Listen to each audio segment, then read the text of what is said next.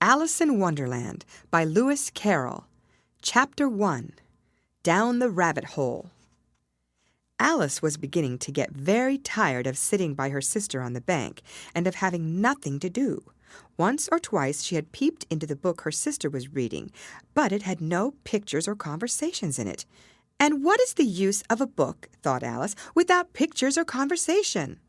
So she was considering in her own mind as well as she could, for the hot day made her feel very sleepy and stupid, whether the pleasure of making a daisy chain would be worth the trouble of getting up and picking the daisies, when suddenly a white rabbit with pink eyes ran close by her. There was nothing so very remarkable in that, nor did Alice think it so very much out of the way to hear the rabbit say to itself, "Oh dear, I shall be late." When she thought it over afterwards, it occurred to her that she ought to have wondered at this, but at the time it all seemed quite natural. But when the rabbit actually took a watch out of its waistcoat pocket and looked at it and then hurried on, Alice started to her feet, for it flashed across her mind that she had never before seen a rabbit with either a waistcoat pocket or a watch to take out of it, and burning with curiosity, she ran across the field after it, and fortunately was just in time to see it pop down a large rabbit hole under the hedge. In another moment down went Alice after it, never once considering how in the world she was to get out again. The rabbit hole went straight on like a tunnel for some way, and then dipped suddenly down, so suddenly that Alice had not a moment to think about stopping herself before she found herself falling down a very deep well. Either the well was very deep, or she fell very slowly, for she had plenty of time as she went down to look about her and to wonder what was going to happen next. First, she tried to look down and make out what she was coming to, but it was too dark to see anything. Then she looked at the sides of the well and noticed that they were filled with cupboards and bookshelves. Here and there she saw maps and pictures hung upon pegs. She took down a jar from one of the shelves as she passed. It was labeled Orange Marmalade, but to her great disappointment it was empty. She did not like to drop the jar for fear of killing somebody, so managed to put it into one of the cupboards as she fell past it. "Well," thought Alice to herself, "after such a fall as this, I shall think nothing of tumbling downstairs. How brave they'll all think me at home. Why, I wouldn't say anything about it, even if I fell off the top of a house," which was very likely true. Down, down, down. Would the fall never come to an end? "I wonder how many miles I've fallen by this time," she said aloud. "I must be getting somewhere near the center of the earth. Let me see. That would be 4,000 miles down, I think." For you see, Alice had learned several things of this sort in her lessons in the schoolroom, and though this was not a very good opportunity for showing off her knowledge, as there was no one to listen to her, still it was good practice to say it over. "Yes, that's about the right distance. But then I wonder what latitude or longitude I've got to." Alice had no idea what latitude was, or longitude either, but thought they were nice grand words to say. Presently she began again. "I wonder if I shall fall right through the earth. How funny it'll seem to come out among the people that walk with their heads downward. The antipathies, I think." She was rather glad there was no one listening this time, as it didn't sound at all the right word. "But I shall have to ask them what the name of the country is, you know. Please, ma'am, is this New Zealand or Australia?" And she tried to curtsy as she spoke. Fancy curtsying as you're falling through the air. Do you think you could manage it? And what an ignorant little girl she'll think me for asking. No, it'll never do to ask. Perhaps I shall see it written up somewhere. Down, down, down. There was nothing else to do, so Alice soon began talking again. "Dinah'll miss me very much tonight, I should think." Dinah was the cat. "I hope they'll remember her saucer of milk at tea time. Dinah, my dear, I wish you were down here with me. There are no mice in the air, I'm afraid, but you might catch a bat, and that's very like a mouse, you know. But do cats eat bats, I wonder?" And here Alice began to get rather sleepy, and went on saying to herself in a dreamy sort of way, Do cats eat bats? Do cats eat bats? And sometimes, do bats eat cats? For, you see, as she couldn't answer either question, it didn't much matter which way she put it. She felt that she was dozing off, and had just begun to dream that she was walking hand in hand with Dinah and saying to her very earnestly, "Now, Dinah, tell me the truth. Did you ever eat a bat?" When suddenly, thump, thump, down she came upon a heap of sticks and dry leaves, and the fall was over. Alice was not a bit hurt, and she jumped up onto her feet in a moment. She looked up, but it was all dark overhead. Before her was another long passage, and the White Rabbit was still in sight, hurrying down it. There was not a moment to be lost. Away went Alice like the wind, and was just in time to hear it say, as it turned a corner, "Oh, my ears and whiskers, how late it's getting!" She was close behind it when she turned the corner, but the rabbit was no longer to be seen.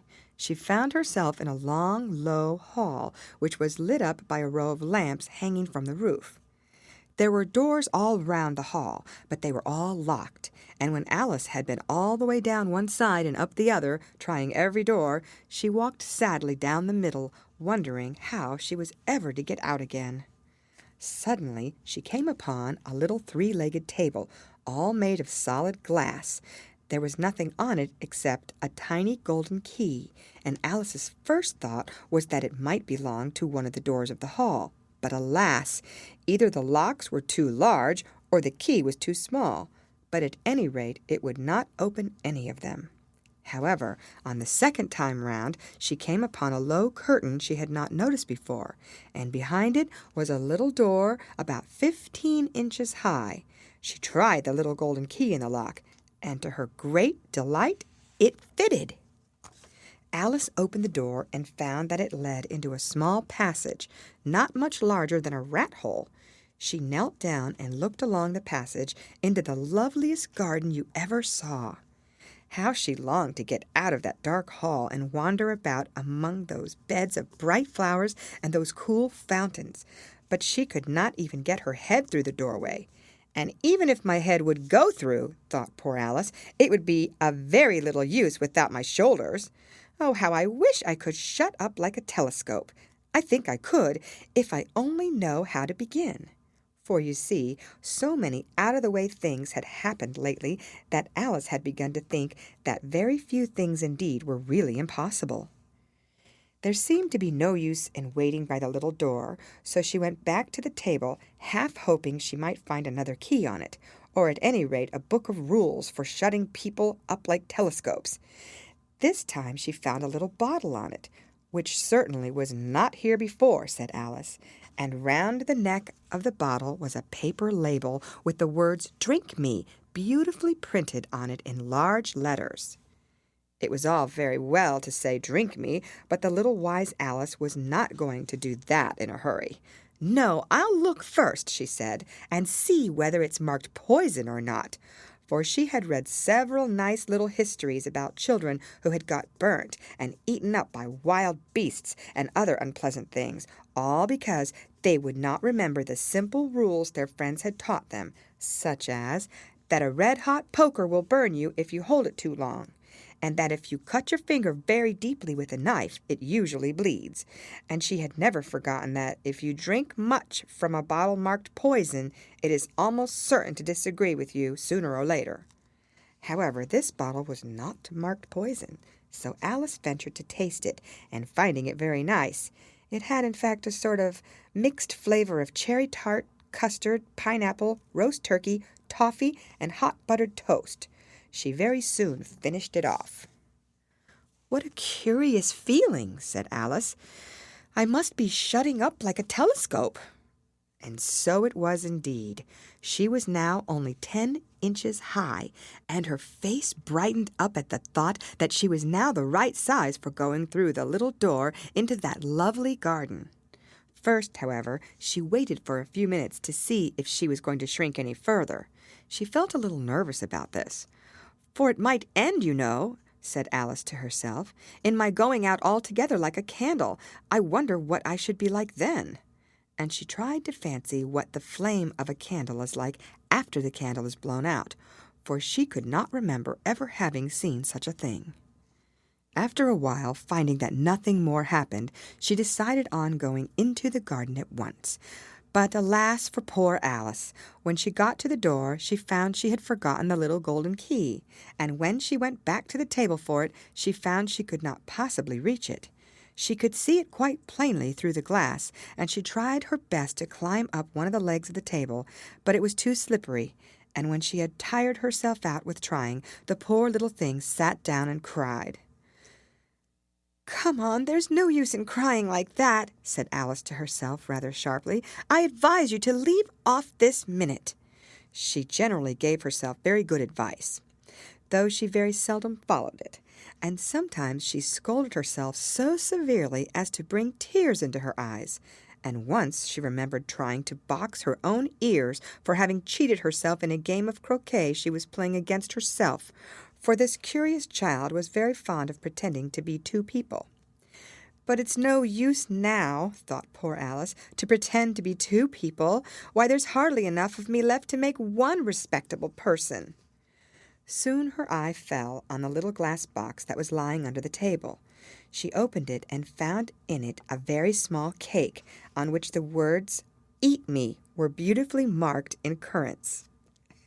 "Well, I'll eat it," said Alice, "and if it makes me grow larger, I can reach the key, and if it makes me grow smaller, I can creep under the door, so either way I'll get into the garden, and I don't care which happens." She ate a little bit, and said anxiously to herself, "Which way? Which way?" holding her hand on the top of her head to feel which way it was growing, and she was quite surprised to find that she remained the same size. To be sure, this generally happens when one eats cake, but Alice had got so much into the way of expecting nothing but out-of-the-way things to happen that it seemed quite dull and stupid for life to go on in the common way. So she set to work and very soon finished off the cake. End of chapter. Read by Lorraine Montgomery for Lit to Go on the web at fcit.usf.edu. Alice in Wonderland by Lewis Carroll. Chapter 2. The Pool of Tears. "Curiouser and curiouser," cried Alice. She was so much surprised that for the moment she quite forgot how to speak good English. "Now I'm opening out like the largest telescope that ever was. Goodbye, feet." For when she looked down at her feet, they seemed to be almost out of sight. They were getting so far off. "Oh, my poor little feet! I wonder who will put on your shoes and stockings for you now, dears.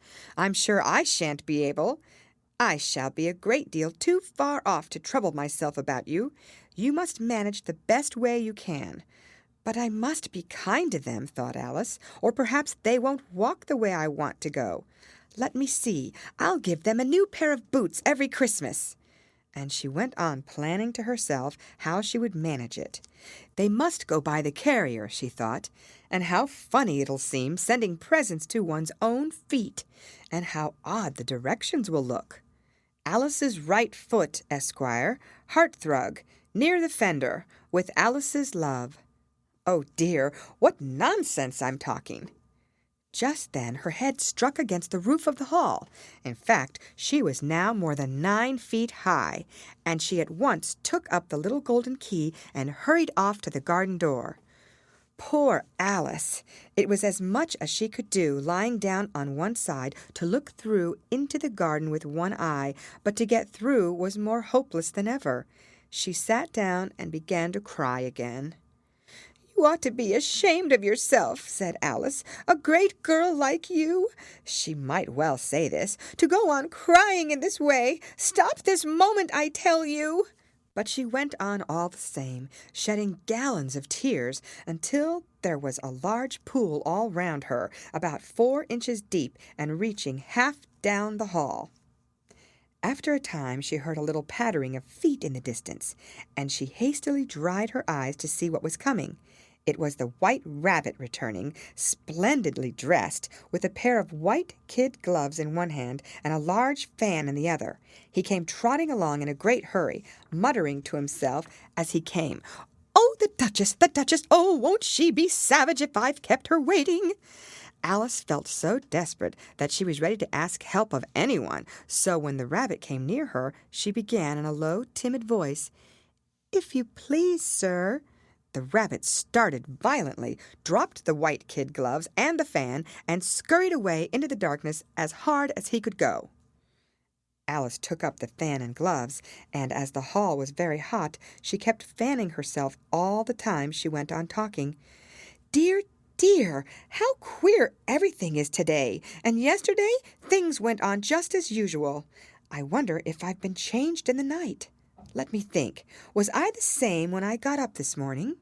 I almost think I can remember feeling a little different. But if I'm not the same, the next question is, who in the world am I? Ah, that's the great puzzle." And she began thinking over all the children she knew that were of the same age as herself to see if she could have been changed for any of them. "I'm sure I'm not Ada," she said, "for her hair goes in such long ringlets, and mine doesn't go in ringlets at all. And I'm sure I can't be Mabel, for I know all sorts of things, and she knows such a very little.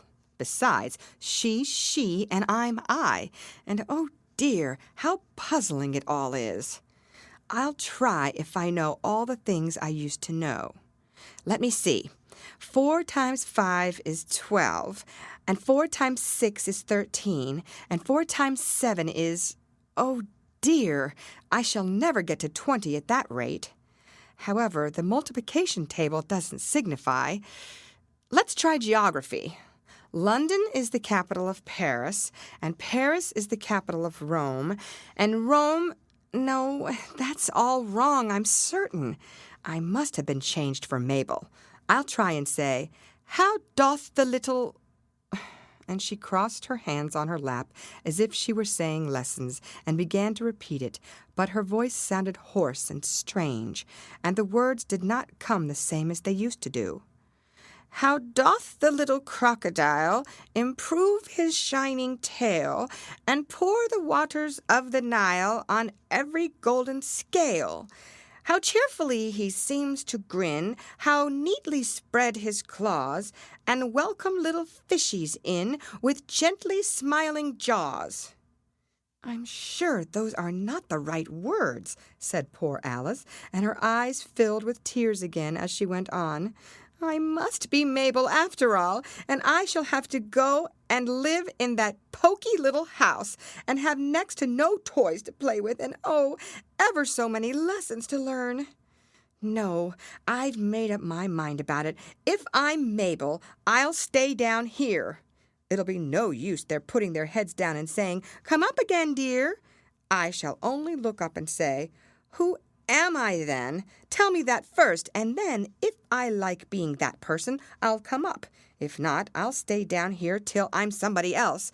But oh dear," cried Alice, with a sudden burst of tears, "I do wish they would put their heads down. I am so very tired of being all alone here." As she said this, she looked down at her hands, and was surprised to see that she had put on one of the rabbit's little white kid gloves while she was talking. "How can I have done that?" she thought. "I must be growing small again." She got up and went to the table to measure herself by it, and found that, as nearly as she could guess, she was now about 2 feet high, and was going on shrinking rapidly. She soon found out that the cause of this was the fan she was holding, and she dropped it hastily, just in time to avoid shrinking away altogether. "That was a narrow escape," said Alice, a good deal frightened at the sudden change, but very glad to find herself still in existence. "And now for the garden." And she ran with all speed back to the little door. But alas, the little door was shut again, and the little golden key was lying on the glass table as before.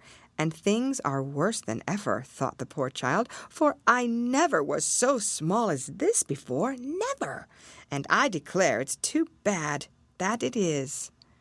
As she said these words, her foot slipped, and in another moment, splash!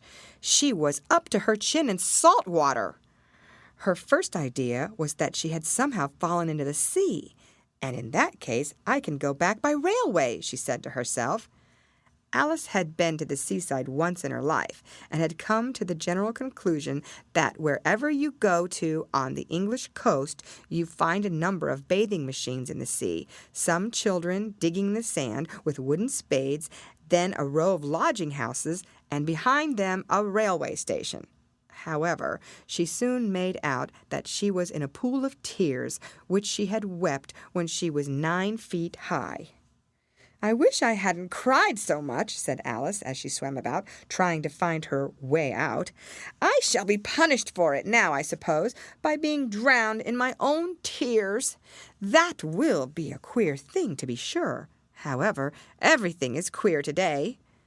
Just then she heard something splashing about in the pool a little way off, and she swam nearer to make out what it was.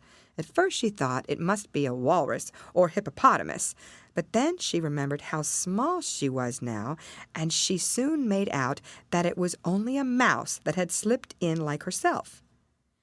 Would it be of any use now, thought Alice, to speak to this mouse? Everything is so out of the way down here that I should think very likely it can talk. At any rate, there's no harm in trying.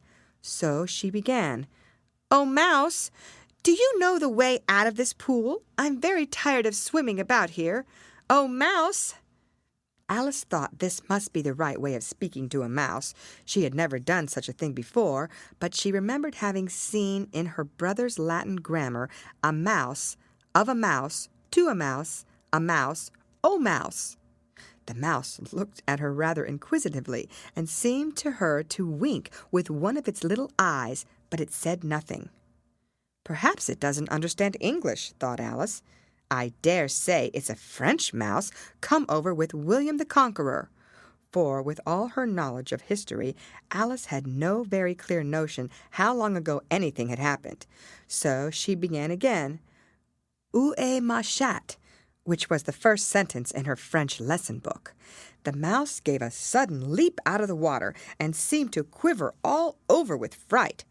"Oh, I beg your pardon," cried Alice hastily, afraid that she had hurt the poor animal's feelings. "I quite forgot you didn't like cats." "Not like cats!" cried the mouse in a shrill, passionate voice. "Would you like cats if you were me?" "Well, perhaps not," said Alice in a soothing tone. "Don't be angry about it. And yet I wish I could show you our cat Dinah. I think you'd take a fancy to cats if you could only see her. She is such a dear, quiet thing." Alice went on, half to herself, as she swam lazily about in the pool.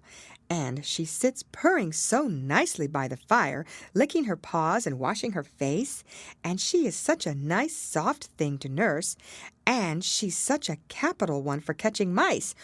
Oh, I beg your pardon," cried Alice again, for this time the mouse was bristling all over, and she felt certain it must be really offended. "We won't talk about her any more if you'd rather not."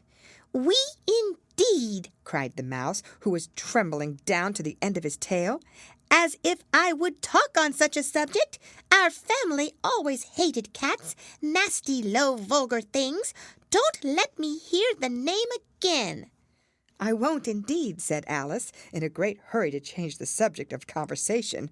Are you fond of dogs?" The mouse did not answer, so Alice went on eagerly.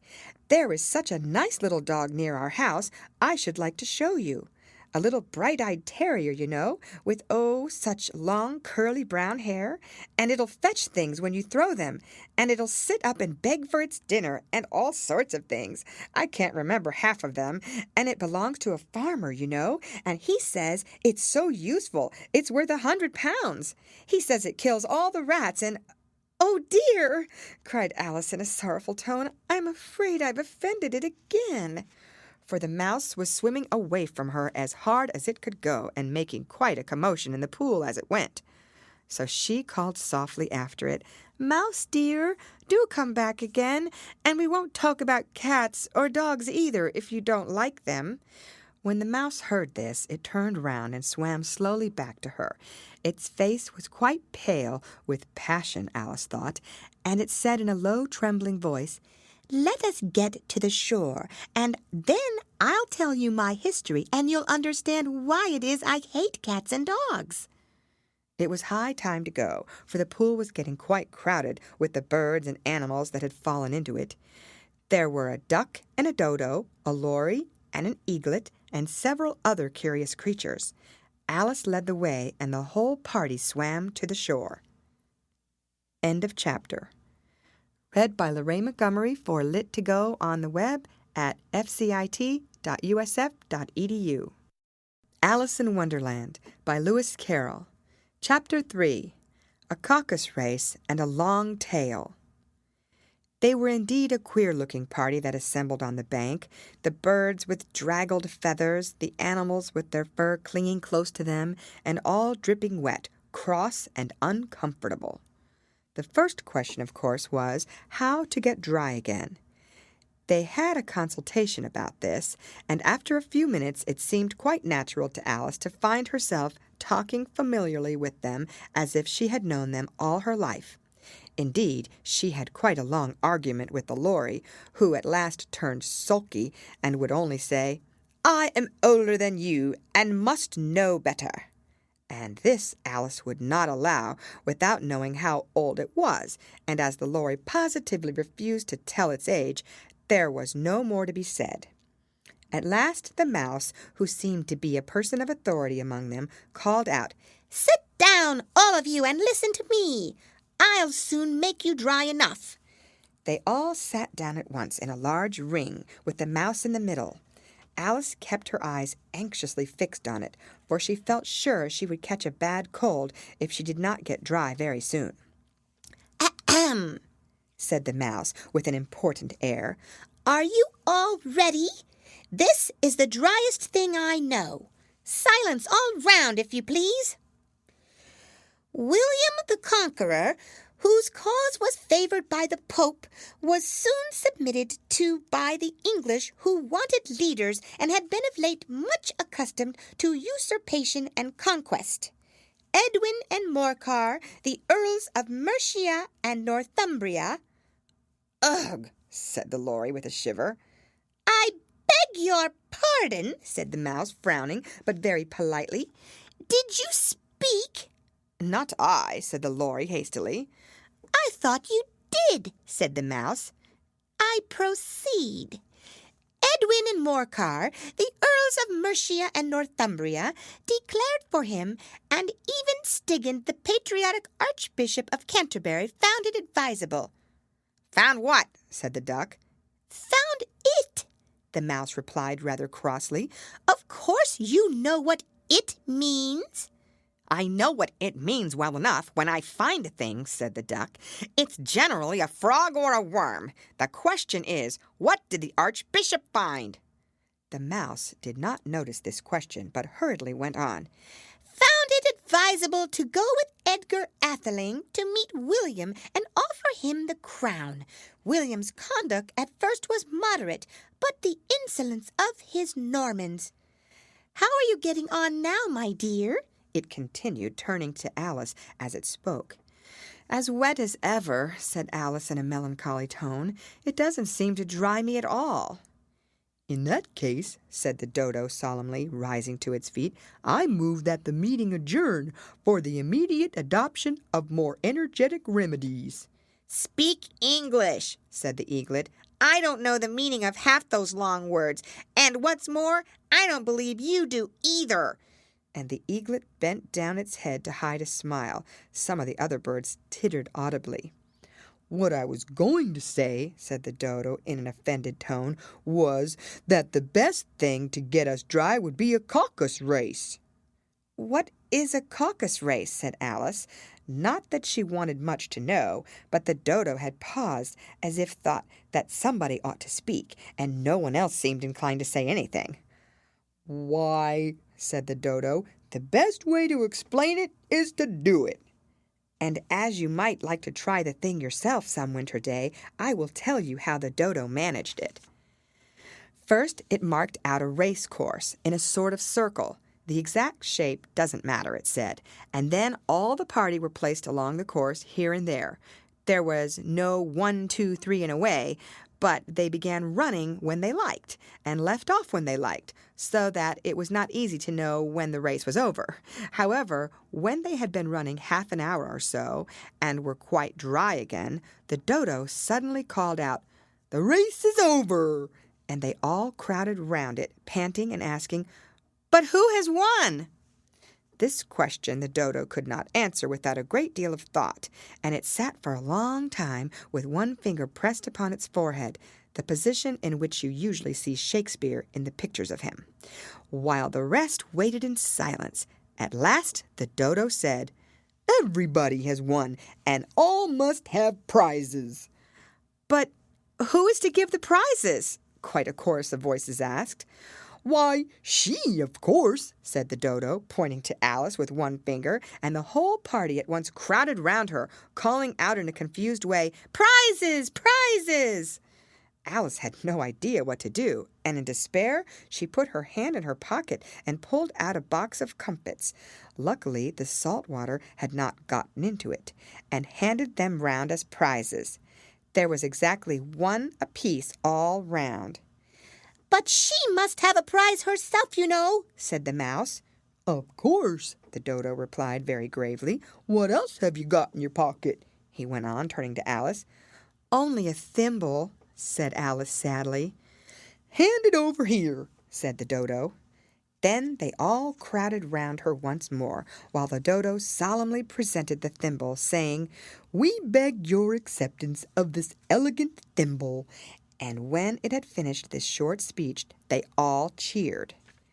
Alice thought the whole thing very absurd, but they all looked so grave that she did not dare to laugh, and as she could not think of anything to say, she simply bowed and took the thimble, looking as solemn as she could.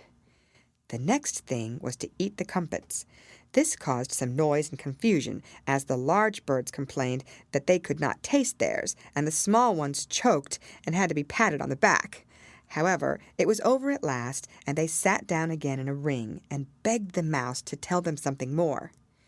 "You promised to tell me your history, you know," said Alice, "and why it is you hate C and D," she added with a whisper, half afraid that it would be offended again.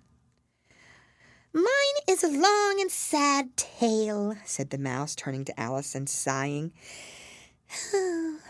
"It is a long tale, certainly," said Alice, looking down with wonder at the mouse's tail. "But why do you call it sad?" And she kept on puzzling about it while the mouse was speaking, so that her idea of the tale was something like this. Fury said to a mouse that he met in the house, "Let us both go to law, I will prosecute you." "Come, I'll take no denial, we must have a trial, for really this morning I've nothing to do." Said the mouse to the cur, "Such a trial, dear sir, with no jury or judge, would be wasting our breath." "I'll be judge, I'll be jury," said cunning old Fury. "I'll try the whole cause and condemn you to death." "You are not attending," said the mouse to Alice severely. "What are you thinking of?" "I beg your pardon," said Alice very humbly. "You had got to the fifth bend, I think." "I had not," cried the mouse sharply and very angrily. "A knot," said Alice, always ready to make herself useful and looking anxiously about her. "Oh, do let me help to undo it." "I shall do nothing of the sort," said the mouse, getting up and walking away. "You insult me by talking such nonsense." "I didn't mean it," pleaded poor Alice, "but you're so easily offended, you know." The mouse only growled in reply. "Please come back and finish your story," Alice called after it, and the others all joined in chorus. "Yes, please do." But the mouse only shook its head impatiently and walked a little quicker.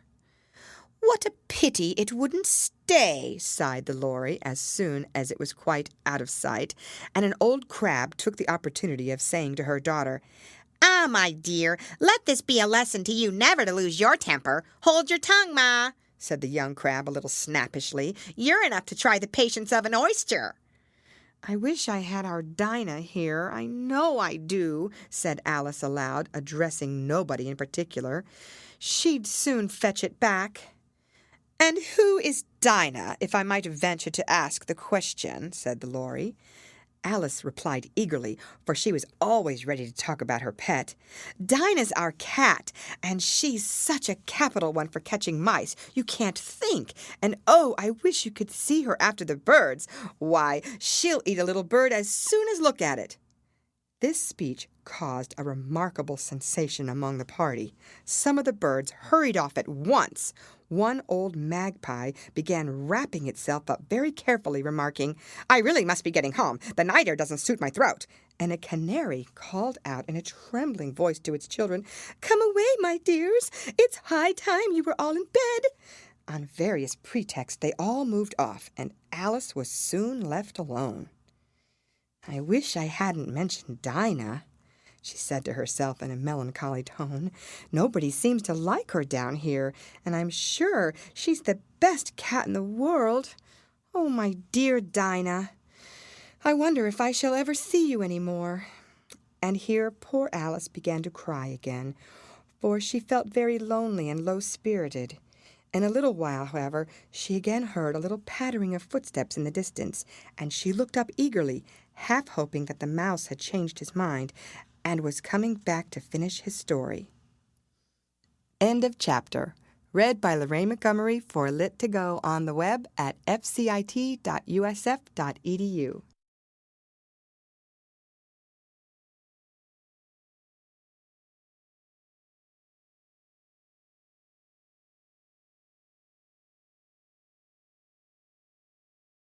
Alice in Wonderland by Lewis Carroll. Chapter 4. The Rabbit Sends in a Little Bill. It was the White Rabbit trotting slowly back again and looking anxiously about as it went, as if it had lost something, and she heard it muttering to itself, "The Duchess! The Duchess! Oh, my dear paws! Oh, my fur and whiskers! She'll get me executed as sure as ferrets are ferrets! Where can I have dropped them, I wonder?" Alice guessed in a moment that it was looking for the fan and pair of white kid gloves, and she very good-naturedly began hunting about for them, but they were nowhere to be seen. Everything seemed to have changed since her swim in the pool, and the great hall, with the glass table and the little door, had vanished completely. Very soon the rabbit noticed Alice as she went hunting about, and called out to her in an angry tone, "Why, Mary Ann, what are you doing out here? Run home this moment and fetch me a pair of gloves and a fan. Quick now!" And Alice was so much frightened that she ran off at once in the direction it pointed to, without trying to explain the mistake it had made. "He took me for his housemaid," she said to herself as she ran. "How surprised he'll be when he finds out who I am. But I'd better take him his fan and gloves. That is, if I can find them." As she said this, she came upon a neat little house, on the door of which was a bright brass plate with the name W. Rabbit engraved upon it. She went in without knocking and hurried upstairs, in great fear lest she should meet the real Mary Ann and be turned out of the house before she had found the fan and gloves. "How queer it seems," Alice said to herself, "to be going messages for a rabbit. I suppose Dinah'll be sending me on messages next." And she began fancying the sort of thing that would happen.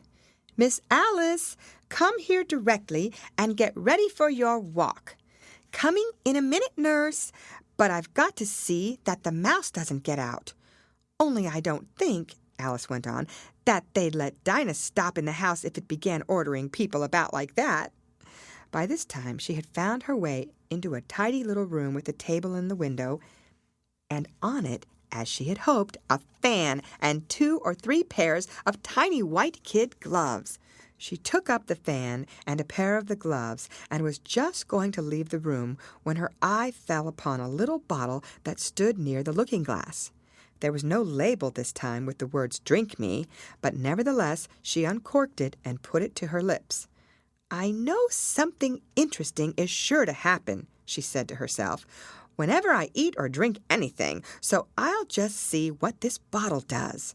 I do hope it'll make me grow large again, for really I'm quite tired of being such a tiny little thing."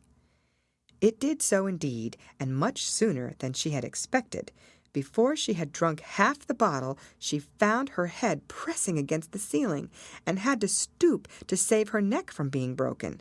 She hastily put down the bottle, saying to herself, "That's quite enough. I hope I shan't grow any more.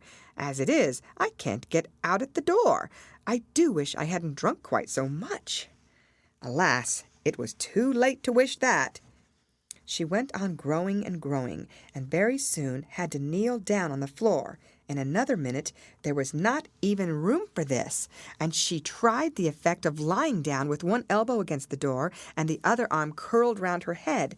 Still she went on growing, and as a last resource she put one arm out of the window and one foot up the chimney and said to herself, "Now I can do no more, whatever happens.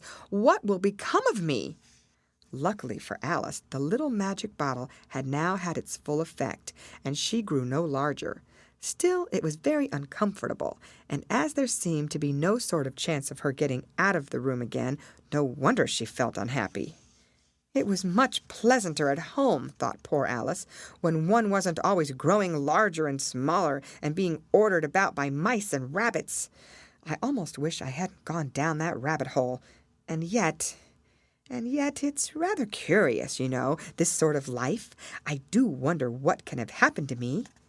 When I used to read fairy tales, I fancied that kind of thing never happened, and now here I am in the middle of one.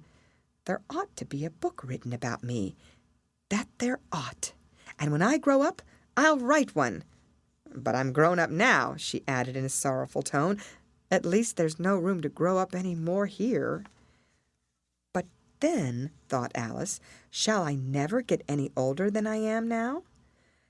That'll be a comfort, one way never to be an old woman, but then always to have lessons to learn. Oh, I shouldn't like that. "Oh, you foolish Alice," she answered herself. "How can you learn lessons in here? Why, there's hardly room for you, and no room at all for any lesson books." And so she went on, taking first one side and then the other, and making quite a conversation of it altogether. But after a few minutes she heard a voice outside and stopped to listen. "Mary Ann! Mary Ann!" said the voice. "Fetch me my gloves this moment!" Then came a little pattering of feet on the stairs. Alice knew it was the rabbit coming to look for her, and she trembled till she shook the house, quite forgetting that she was now about 1,000 times as large as the rabbit, and had no reason to be afraid of it. Presently the rabbit came up to the door and tried to open it, but as the door opened inwards and Alice's elbow was pressed hard against it, that attempt proved a failure. Alice heard it say to itself, "Then I'll go round and get in at the window."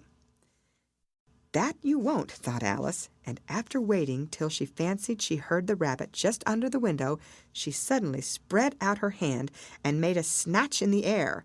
She did not get hold of anything, but she heard a little shriek and a fall, and a crash of broken glass, from which she concluded that it was just possible it had fallen into a cucumber frame or something of the sort. Next came an angry voice, the rabbit's. "Pat! Pat, where are you?" And then a voice she had never heard before. "Sure then I'm here, digging for apples, your honor." "Digging for apples indeed," said the rabbit angrily. "Here, come and help me out of this." Sounds of more broken glass. "Now, tell me, Pat, what's that in the window?" "Sure, it's an arum, your honor." He pronounced it arum. "An arm, you goose! Who ever saw one that size? Why, it fills the whole window." "Sure it does, your honor, but it's an arm for all that." "Well, it's got no business there. At any rate, go and take it away." There was a long silence after this, and Alice could only hear whispers now and then, such as, "Sure, I don't like it, your honor, at all, at all." "Do as I tell you, you coward." And at last she spread out her hand again and made another snatch in the air. This time there were 2 little shrieks and more sounds of broken glass. "What a number of cucumber frames there must be," thought Alice. "I wonder what they'll do next. As for pulling me out of the window, I only wish they could. I'm sure I don't want to stay in here any longer." She waited for some time without hearing anything more. At last came a rumbling of little cartwheels and the sound of a good many voices all talking together. She made out the words, Where's the other ladder? Why, I hadn't to bring but one. Bill's got the other. Bill, fetch it here, lad. Here, put 'em up in this corner. No, tie 'em together first. They don't reach half high enough yet. Oh, they'll do well enough, don't be particular. Here, Bill, catch hold of this rope. Will the roof bear? Mind that loose slate. Oh, it's coming down. Heads below. A loud crash. Now, who did that? It was Bill, I fancy. Who's to go down the chimney? Nay, I shan't. You do it. That I won't, then. Bill's to go down here. Bill, the master says you're going to go down the chimney. Oh, so Bill's got to come down the chimney, has he? Said Alice to herself. Shy, they seem to put everything upon Bill. I wouldn't be in Bill's place for a good deal. This fireplace is narrow, to be sure, but I think I can kick a little. She drew her foot as far down the chimney as she could, and waited till she heard a little animal, she couldn't guess of what sort it was, scratching and scrambling about in the chimney, close above her. Then saying to herself, "This is Bill," she gave one sharp kick, and waited to see what would happen next. The first thing she heard was a general chorus of, "There goes Bill!" Then the rabbit's voice along, "Catch him, you by the hedge!" Then silence, and then another confusion of voices, "Hold up his head! Brandy now, don't choke him! How was it, old fellow? What happened to you? Tell us about it." Last came a little feeble squeaking voice. "That's Bill," thought Alice. "Well, I hardly know. No more, thank ye. I'm better now. But I'm a deal too flustered to tell you. All I know is something comes at me like a jack-in-the-box, and up I goes like a skyrocket." "So you did, old fellow," said the others. "We must burn the house down," said the rabbit's voice, and Alice called out as loud as she could, "If you do, I'll set Dinah at you." There was a dead silence instantly, and Alice thought to herself, "I wonder what they will do next. If they had any sense, they'd take the roof off." After a minute or two, they began moving about again, and Alice heard the rabbit say, "A barrowful will do to begin with." A barrowful of what? Thought Alice, but she had not long to doubt, for the next moment a shower of little pebbles came rattling in at the window, and some of them hit her in the face. "I'll put a stop to this," she said to herself, and shouted out, "You'd better not do that again," which produced another dead silence. Alice noticed with some surprise that the pebbles were all turning into little cakes as they lay on the floor, and a bright idea came into her head. "If I eat one of these cakes," she thought, "it's sure to make some change in my size, and as it can't possibly make me larger, it must make me smaller, I suppose." So she swallowed one of the cakes, and was delighted to find that she began shrinking directly. As soon as she was small enough to get through the door, she ran out of the house and found quite a crowd of little animals and birds waiting outside. The poor little lizard, Bill, was in the middle, being held up by 2 guinea pigs who were giving it something out of the bottle. They all made a rush at Alice the moment she appeared, but she ran off as hard as she could, and soon found herself safe in a thick wood. "The first thing I've got to do," said Alice to herself as she wandered about in the wood, "is to grow to my right size again, and the second thing is to find my way into that lovely garden.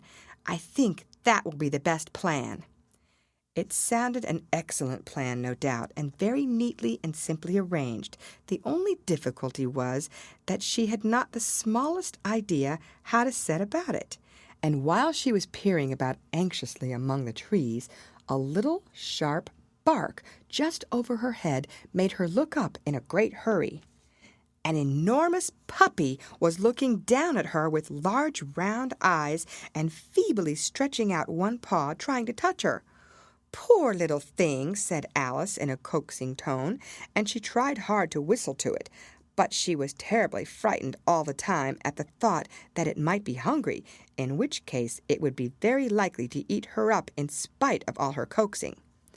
Hardly knowing what she did, she picked up a little bit of stick and held it out to the puppy, whereupon the puppy jumped into the air off all its feet at once with a yelp of delight and rushed at the stick and made believe to worry it. Then Alice dodged behind a great thistle to keep herself from being run over, and the moment she appeared on the other side, the puppy made another rush at the stick and tumbled head over heels in its hurry to get hold of it. Then Alice, thinking it was very like having a game of play with a cart horse and expecting every moment to be trampled under its feet, ran around the thistle again. Then the puppy began a series of short charges at the stick, running a very little way forwards each time and a long way back, and barking hoarsely all the while, till at last it sat down a good way off, panting, with its tongue hanging out of its mouth and its great eyes half shut. This seemed to Alice a good opportunity for making her escape, so she set off at once and ran till she was quite tired and out of breath, until the puppy's bark sounded quite faint in the distance. "And yet what a dear little puppy it was," said Alice, as she leant against a buttercup to rest herself, and fanned herself with one of the leaves. "I should have liked teaching it tricks very much, if I'd only been the right size to do it. Oh, dear, I'd nearly forgotten that I've got to grow up again. Let me see. How is it to be managed? I suppose I ought to eat or drink something or other. But the great question is what?" The great question certainly was what. Alice looked all around her at the flowers and the blades of grass, but she did not see anything that looked like the right thing to eat or drink under the circumstances. There was a large mushroom growing near her, about the same height as herself, and when she had looked under it, and on both sides of it and behind it, it occurred to her that she might as well look and see what was on the top of it. She stretched herself up on tiptoe and peeped over the edge of the mushroom, and her eyes immediately met those of a large caterpillar that was sitting on the top with its arms folded, quietly smoking a long hookah, and taking not the smallest notice of her or of anything else. End of chapter. Read by Lorraine Montgomery for Lit2Go on the web at fcit.usf.edu. Alice in Wonderland by Lewis Carroll. Chapter 5. Advice from a Caterpillar. The caterpillar and Alice looked at each other for some time in silence.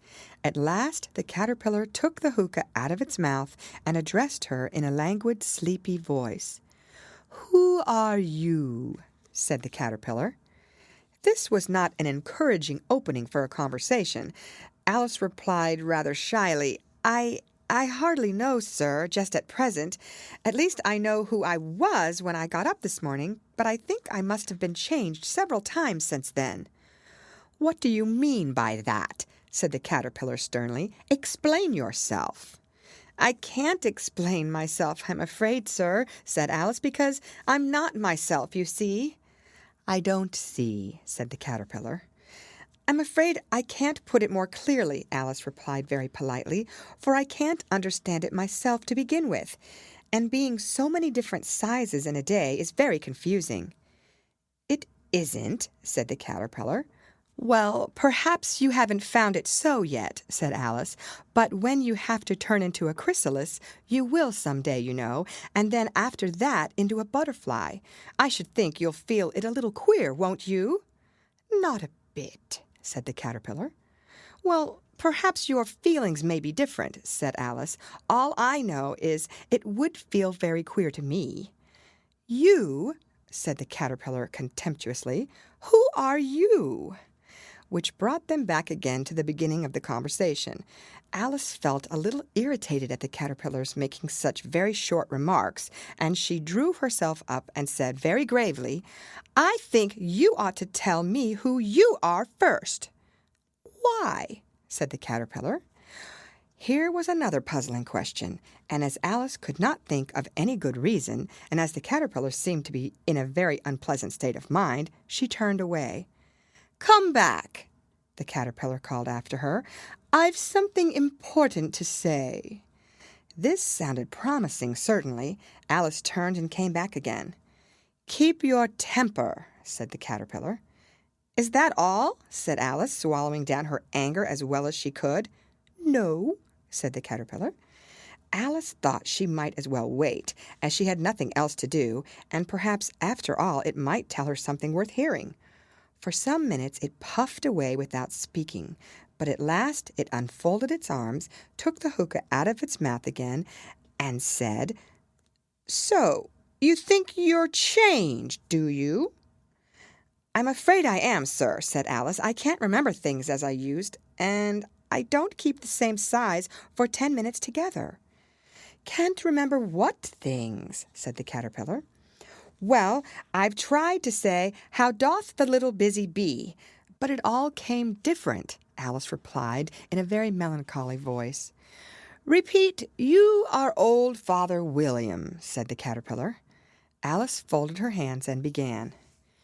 "You are old Father William," the young man said, "and your hair has become very white, and yet you incessantly stand on your head. Do you think, at your age, it is right?" "In my youth," Father William replied to his son, "I feared it might injure the brain. But now that I'm perfectly sure I have none, why, I do it again and again." "You are old," said the youth, "as I mentioned before, and have grown most uncommonly fat. Yet you turned a back somersault in at the door. Pray, what is the reason of that?"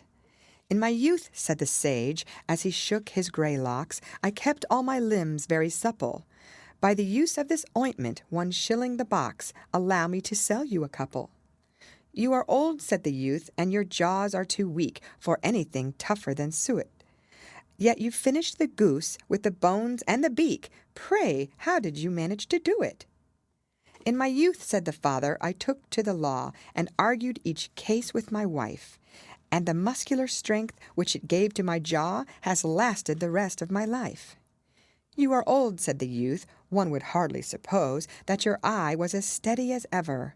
Yet you balanced an eel on the end of your nose. What made you so awfully clever?" "I have answered 3 questions, and that is enough," said his father. "Don't give yourself airs. Do you think I can listen all day to such stuff? Be off, or I'll kick you downstairs." "That is not said right," said the caterpillar. "Not quite right, I'm afraid," said Alice timidly. "Some of the words have got altered." "It is wrong from beginning to end," said the caterpillar decidedly, and there was silence for some minutes. The caterpillar was the first to speak. "What size do you want to be?" it asked. "Oh, I'm not particular as to size," Alice hastily replied. "Only one doesn't like changing so often, you know." "I don't know," said the caterpillar. Alice said nothing. She had never been so much contradicted in her life before, and she felt that she was losing her temper. "Are you content now?" said the caterpillar. "Well, I should like to be a little larger, sir, if you wouldn't mind," said Alice. 3 inches is such a wretched height to be." "It is a very good height indeed," said the caterpillar angrily, rearing itself upright as it spoke. It was exactly 3 inches high. "But I'm not used to it," pleaded poor Alice in a piteous tone, and she thought of herself, "I wish the creatures wouldn't be so easily offended." "You'll get used to it in time," said the caterpillar, and it put the hookah into its mouth and began smoking again. This time Alice waited patiently until it chose to speak again. In a moment or two the caterpillar took the hookah out of its mouth and yawned once or twice and shook itself. Then it got down off the mushroom and crawled away in the grass, merely remarking as it went, "One side will make you grow taller, and the other side will make you grow shorter." "One side of what? The other side of what?" thought Alice to herself. "Of the mushroom," said the caterpillar, just as if she had asked it out loud, and in another moment it was out of sight. Alice remained looking thoughtfully at the mushroom for a minute, trying to make out which were the 2 sides of it, and as it was perfectly round, she found this a very difficult question. However, at last she stretched her arms round it as far as they would go and broke off a bit of the edge with each hand. "And now which is which?" she said to herself, and nibbled a little of the right-hand bit to try the effect. The next moment she felt a violent blow underneath her chin. It had struck her foot. She was a good deal frightened by this very sudden change, but she felt that there was no time to be lost, as she was shrinking rapidly, so she set to work at once to eat some of the other bit. Her chin was pressed so closely against her foot that there was hardly room to open her mouth, but she did it at last and managed to swallow a morsel of the left-hand bit. "Come, my head's free at last," said Alice in a tone of delight, which changed into alarm in another moment when she found that her shoulders were nowhere to be found. All she could see when she looked down was an immense length of neck, which seemed to rise like a stalk out of a sea of green leaves that lay far below her. "What can all that green stuff be?" said Alice.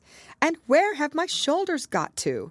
And oh, my poor hands, how it is I can't see you!" She was moving them about as she spoke, but no result seemed to follow except a little shaking among the distant green leaves. As there seemed to be no chance of getting her hands up to her head, she tried to get her head down to them, and was delighted to find that her neck would bend about easily in any direction like a serpent. She had just succeeded in curving it down into a graceful zigzag, and was going to dive in among the leaves, which she found to be nothing but the tops of trees under which she had been wandering, when a sharp hiss made her draw back in a hurry. A large pigeon had flown into her face and was beating her violently with its wings. "Serpent!" screamed the pigeon. "I'm not a serpent," said Alice indignantly. "Let me alone." "Serpent, I say again!" repeated the pigeon, but in a more subdued tone, and added with a kind of sob, "I've tried every way, and nothing seems to suit them." "I haven't the least idea what you're talking about," said Alice. "I've tried the roots of trees, and I've tried banks, and I've tried hedges," the pigeon went on without attending to her. "but those serpents, there's no pleasing them." Alice was more and more puzzled, but she thought there was no use in saying anything more till the pigeon had finished. "As if it wasn't trouble enough hatching the eggs," said the pigeon. "But I must be on the lookout for serpents night and day. Why, I haven't had a wink of sleep these 3 weeks." "I'm very sorry you've been annoyed," said Alice, who was beginning to see its meaning. "And just as I'd taken the highest tree in the wood," continued the pigeon, raising its voice to a shriek. "And just as I'd taken the highest tree in the wood," continued the pigeon, raising its voice to a shriek. "and just as I was thinking I should be free of them at last, they must needs come wriggling down from the sky. Ugh, serpent!" "But I'm not a serpent, I tell you," said Alice. I'm a... "Well, what are you?" said the pigeon. "I can see you're trying to invent something." I'm a little girl," said Alice rather doubtfully, as she remembered the number of changes she had gone through that day. "A likely story indeed," said the pigeon in a tone of the deepest contempt. "I've seen a good many little girls in my time, but never one with such a neck as that. No, you're a serpent, and there's no use denying it. I suppose you'll be telling me next that you've never tasted an egg." "I have tasted eggs, certainly," said Alice, who was a very truthful child. "But little girls eat eggs quite as much as serpents do, you know." "I don't believe it," said the pigeon. "But if they do, why then, they're a kind of a serpent. That's all I can say." This was such a new idea to Alice that she was quite silent for a minute or two, which gave the pigeon the opportunity of adding, "You're looking for eggs. I know that well enough. And what does it matter to me whether you're a little girl or a serpent?" "It matters a good deal to me," said Alice hastily, "but I'm not looking for eggs, as it happens, and if I was, I shouldn't want yours. I don't like them raw." "Well, be off then," said the pigeon in a sulky tone as it settled down again into its nest. Alice crouched down among the trees as well as she could, for her neck kept getting entangled among the branches, and every now and then she had to stop and untwist it. After a while she remembered that she still held the pieces of mushrooms in her hands, and she set to work very carefully, nibbling first at one and then at the other, and growing sometimes taller and sometimes shorter, until she had succeeded in bringing herself down to her usual height. It was so long since she had been anything near the right size that it felt quite strange at first, but she got used to it in a few minutes and began talking to herself as usual. "Come, there's half my plan done now. How puzzling all these changes are. I'm never sure what I'm going to be from one minute to another. However, I've got back to my right size. The next thing is to get into that beautiful garden. How is that to be done, I wonder?" As she said this, she came suddenly upon an open place with a little house in it about 4 feet high. "Whoever lives there," thought Alice, "it'll never do to come upon them this size. Why, I should frighten them out of their wits." So she began nibbling at the right-hand bit again, and did not venture to go near the house till she had brought herself down to 9 inches high. End of chapter. Read by Lorraine Montgomery for Lit2Go on the web at fcit.usf.edu. Alice in Wonderland by Lewis Carroll. Chapter 6. Pig and Pepper.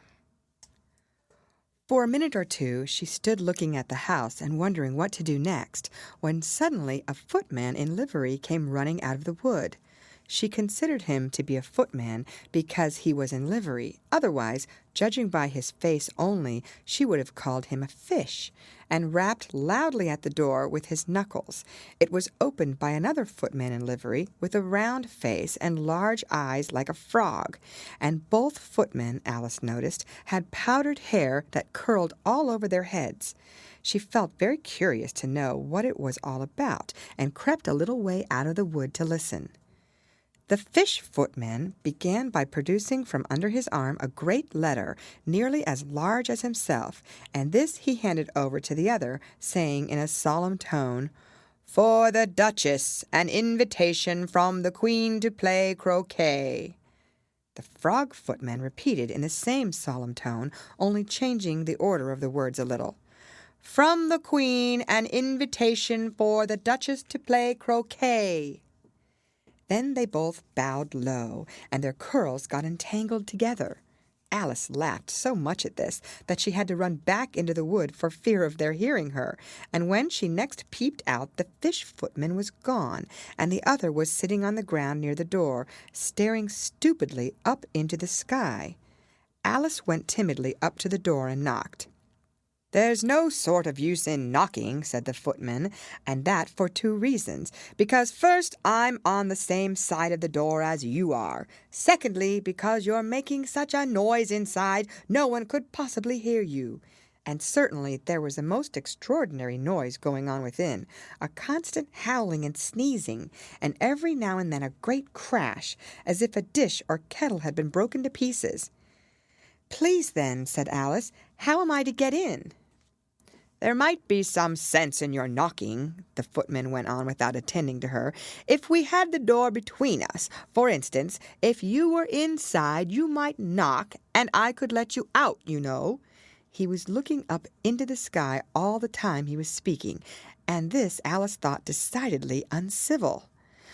"But perhaps he can't help it," she said to herself. "His eyes are so very nearly at the top of his head.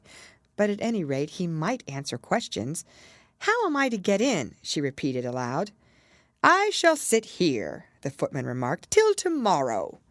At this moment the door of the house opened, and a large plate came skimming out, straight at the footman's head. It just grazed his nose, and broke to pieces against one of the trees behind him. "Or next day, maybe," the footman continued in the same tone, exactly as if nothing had happened. "How am I to get in?" asked Alice again in a louder tone. "Are you to get in at all?" said the footman. "That's the first question, you know." It was no doubt, only Alice did not like to be told so. "It's really dreadful," she muttered to herself, "the way all the creatures argue. It's enough to drive one crazy." The footman seemed to think this is a good opportunity for repeating his remark with variations. "I shall sit here," he said, "on and off for days and days." "But what am I to do?" said Alice. "Anything you like," said the footman, and began whistling. "Oh, there's no use in talking to him," said Alice desperately. "He's perfectly idiotic." And she opened the door and went in. The door led right into a large kitchen, which was full of smoke from one end to the other. The Duchess was sitting on a three-legged stool in the middle, nursing a baby. The cook was leaning over the fire, stirring a large cauldron which seemed to be full of soup. "There's certainly too much pepper in that soup," Alice said to herself, as well as she could for sneezing. There was certainly too much of it in the air. Even the Duchess sneezed occasionally, and as for the baby, it was sneezing and howling alternately without a moment's pause. The only things in the kitchen that did not sneeze were the cook and a large cat which was sitting on the hearth and grinning from ear to ear. "Please, would you tell me," said Alice a little timidly, for she was not quite sure whether it was good manners for her to speak first, "why your cat grins like that?" "It's a Cheshire cat," said the Duchess, "and that's why, pig." She said the last word with such sudden violence that Alice quite jumped, but she saw in another moment that it was addressed to the baby, and not to her, so she took courage and went on again. "I didn't know that Cheshire cats always grinned. In fact, I didn't know that cats could grin." "They all can," said the Duchess, "and most of them do." "I don't know of any that do," Alice said very politely, feeling quite pleased to have got into a conversation. "You don't know much," said the Duchess, "and that's a fact." Alice did not at all like the tone of this remark, and thought it would be as well to introduce some other subject of conversation. While she was trying to fix on one, the cook took the cauldron of soup off the fire and at once set to work throwing everything within her reach at the Duchess and the baby. The fire irons came first, then followed a shower of saucepans, plates, and dishes. The Duchess took no notice of them even when they hit her, and the baby was howling so much already that it was quite impossible to say whether the blows hurt it or not. "Oh, please, mind what you're doing," cried Alice, jumping up and down in an agony of terror. "Oh, there goes his precious nose!" as an unusually large saucepan flew close by it and very nearly carried it off. "If everybody minded their own business," the Duchess said in a hoarse growl, "the world would go round a deal faster than it does." "Which would not be an advantage," said Alice, who felt very glad to get an opportunity of showing off a little of her knowledge. "Just think of what work it would make with the day and night. You see, the earth takes 24 hours to turn round on its axis." "Talking of axis," said the Duchess, "chop off her head." Alice glanced rather anxiously at the cook to see if she meant to take the hint, but the cook was busily stirring the soup and seemed not to be listening, so she went on again. 24 hours, I think. Or is it 12? Oh, don't bother me," said the Duchess. "I never could abide figures." And with that she began nursing her child again, singing a sort of lullaby to it as she did so and giving it a violent shake at the end of every line. "Speak roughly to your little boy and beat him when he sneezes. He only does it to annoy because he knows it teases." The chorus came next, in which the cook and the baby joined. "Wow, wow, wow." While the Duchess sang the second verse of the song, she kept tossing the baby violently up and down, and the poor little thing howled so that Alice could hardly hear the words. "I speak severely to my boy, I beat him when he sneezes, for he can thoroughly enjoy the pepper when he pleases." Wow, wow, wow. "Here, you may nurse it a bit if you like," the Duchess said to Alice, flinging the baby at her as she spoke. "I must go and get ready to play croquet with the Queen." And she hurried out of the room. The cook threw a frying pan after her as she went out, but it just missed her. Alice caught the baby with some difficulty, as it was a queer-shaped little creature, and held out its arms and legs in all directions, just like a starfish, thought Alice. The poor little thing was snorting like a steam engine when she caught it, and kept doubling itself up and straightening itself out again, so that altogether, for the first minute or two, it was as much as she could do to hold it. As soon as she had made out the proper way of nursing it, which was to twist it up into a sort of knot, and then keep tight hold of its right ear and left foot, so as to prevent its undoing itself, she carried it out into the open air. "If I don't take this child away with me," thought Alice, "they'll sure to kill it in a day or two. Wouldn't it be murder to leave it behind?" She said the last words out loud, and the little thing grunted in reply. It had left off sneezing by this time. "Don't grunt," said Alice. "That's not at all a proper way of expressing yourself." The baby grunted again, and Alice looked very anxiously into its face to see what was the matter with it. There could be no doubt that it had a very turn-up nose, much more like a snout than a real nose. Also, its eyes were getting extremely small for a baby. Altogether, Alice did not like the look of the thing at all. But perhaps it was only sobbing, she thought, and looked into its eyes again to see if there were any tears. No, there were no tears. "If you're going to turn into a pig, my dear," said Alice seriously, "I'll have nothing more to do with you. Mind now." The poor little thing sobbed again, or grunted, it was impossible to say which, and they went on for some while in silence. Alice was just beginning to think to herself, "Now what am I to do with this creature when I get it home?" when it grunted again so violently that she looked down into its face in some alarm. This time there could be no mistake about it. It was neither more nor less than a pig, and she felt that it would be quite absurd for her to carry it further. So she set the little creature down and felt quite relieved to see it trot away quietly into the wood. "If it had grown up," she said to herself, "it would have made a dreadfully ugly child, but it makes rather a handsome pig, I think." And she began thinking over other children she knew who might do very well as pigs, and was just saying to herself, "If one only knew the right way to change them," when she was a little startled by seeing the Cheshire Cat sitting on a bough of a tree a few yards off. The cat only grinned when it saw Alice. It looked good-natured, she thought. Still, it had very long claws and a great many teeth, so she felt that it ought to be treated with respect. "Cheshire Puss," she began rather timidly, as she did not know at all whether it would like the name. However, it only grinned a little wider. "Come, it's pleased so far," thought Alice, and she went on. "Would you tell me, please, which way I ought to go from here?" "That depends a good deal on where you want to get to," said the cat. "I don't much care where," said Alice. "Then it doesn't matter which way you go," said the cat. "So long as I get somewhere," Alice added as an explanation. "Oh, you're sure to do that," said the cat, "if you only walk long enough." Alice felt that this could not be denied, so she tried another question. "What sort of people live about here?" "In that direction," the cat said, waving its right paw round, "lives a hatter, and in that direction," waving the other paw, "lives a March hare. Visit either you like. They're both mad." "But I don't want to go among mad people," Alice remarked. "Oh, you can't help that," said the cat. "We're all mad here. I'm mad. You're mad." "How do you know I'm mad?" said Alice. "You must be," said the cat, "or you wouldn't have come here." Alice didn't think that proved it at all. However, she went on, "And how do you know that you're mad?" "To begin with," said the cat, "a dog's not mad. You grant that?" "I suppose so," said Alice. "Well, then," the cat went on, "you see, a dog growls when it's angry and wags its tail when it's pleased. Now I growl when I'm pleased and wag my tail when I'm angry.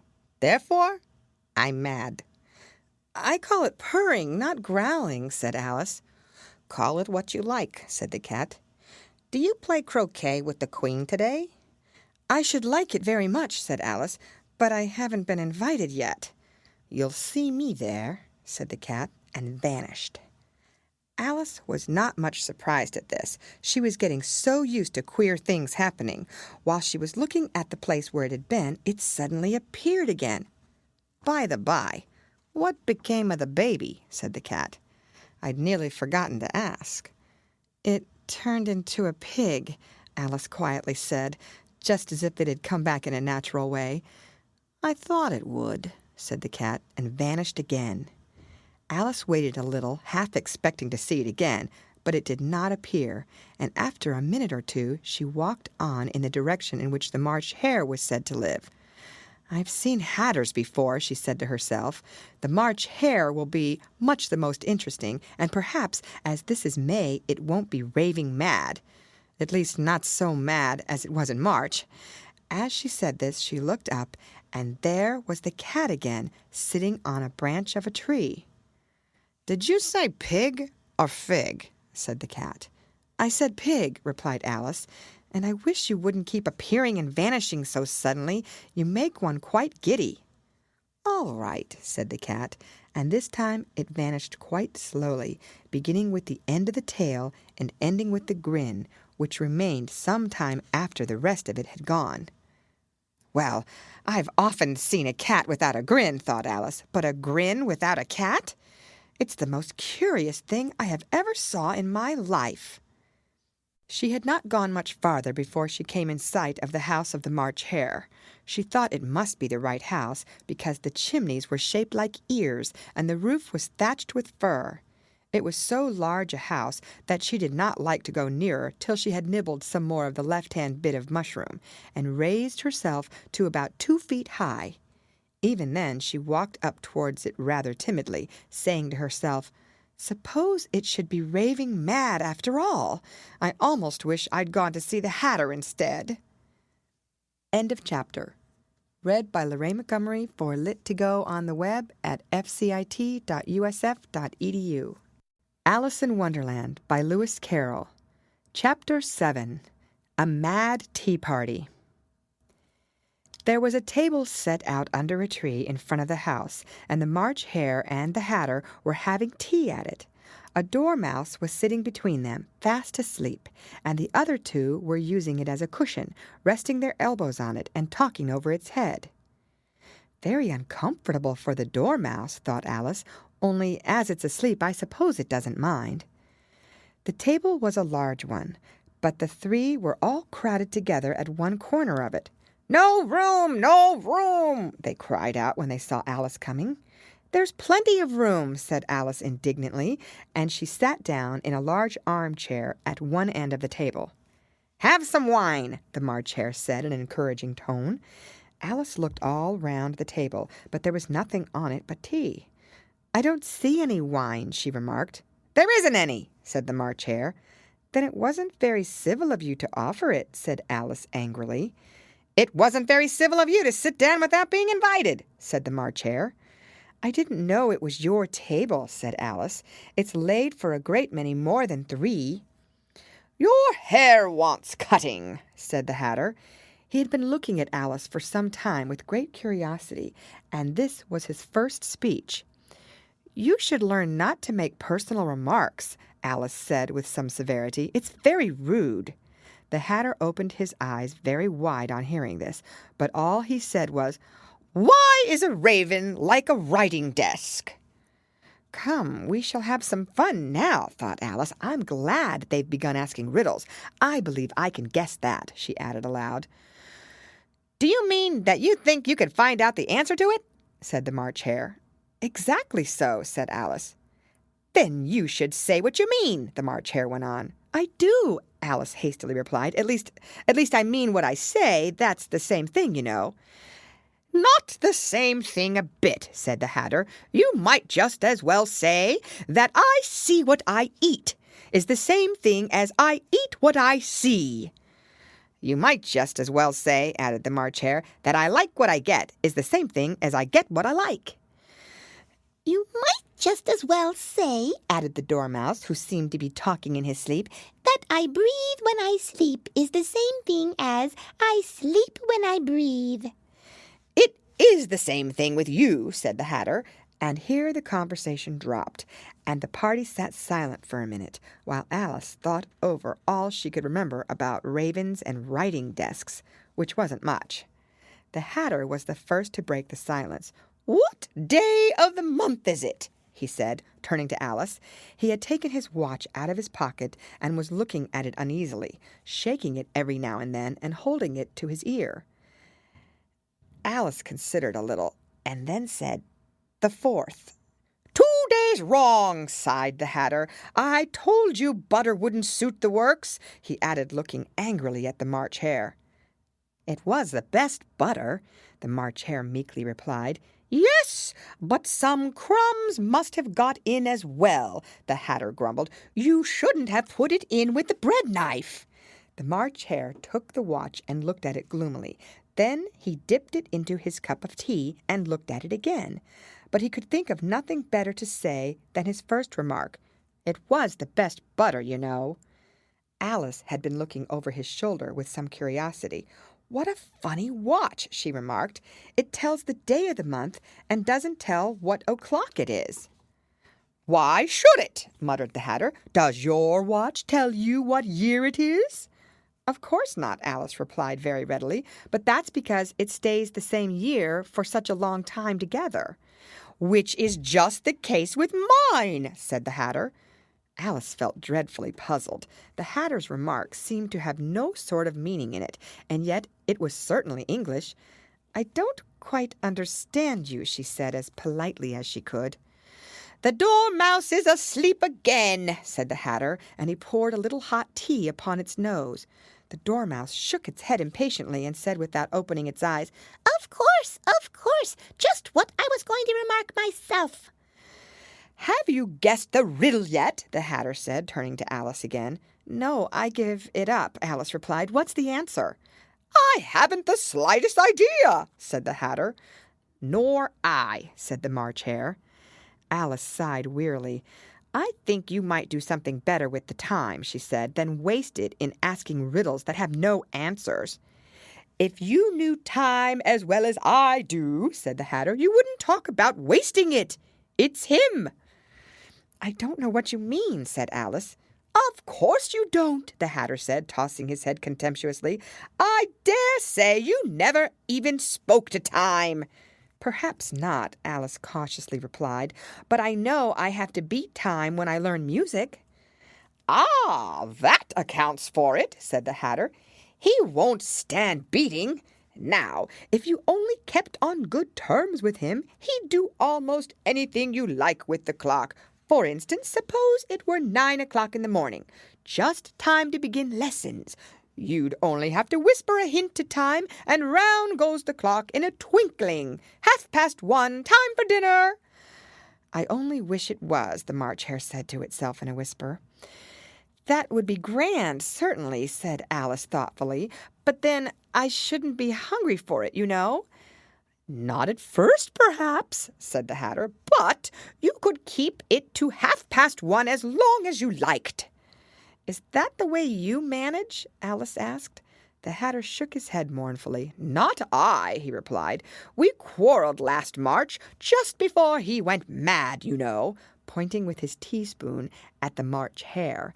"It was at the great concert given by the Queen of Hearts, and I had to sing, 'Twinkle, twinkle, little bat, how I wonder what you're at.' You know the song, perhaps?" "I've heard something like it," said Alice. "It goes on, you know," the Hatter continued in this way. "Up above the world you fly, like a tea-tray in the sky. Twinkle, twinkle." Here the Dormouse shook itself and began singing in its sleep, "Twinkle, twinkle, twinkle, twinkle," and went on so long that they had to pinch it to make it stop. "Well, I'd hardly finished the first verse," said the Hatter, "when the Queen jumped up and bawled out, 'He's murdering the time! Off with his head!'" "How dreadfully savage!" exclaimed Alice.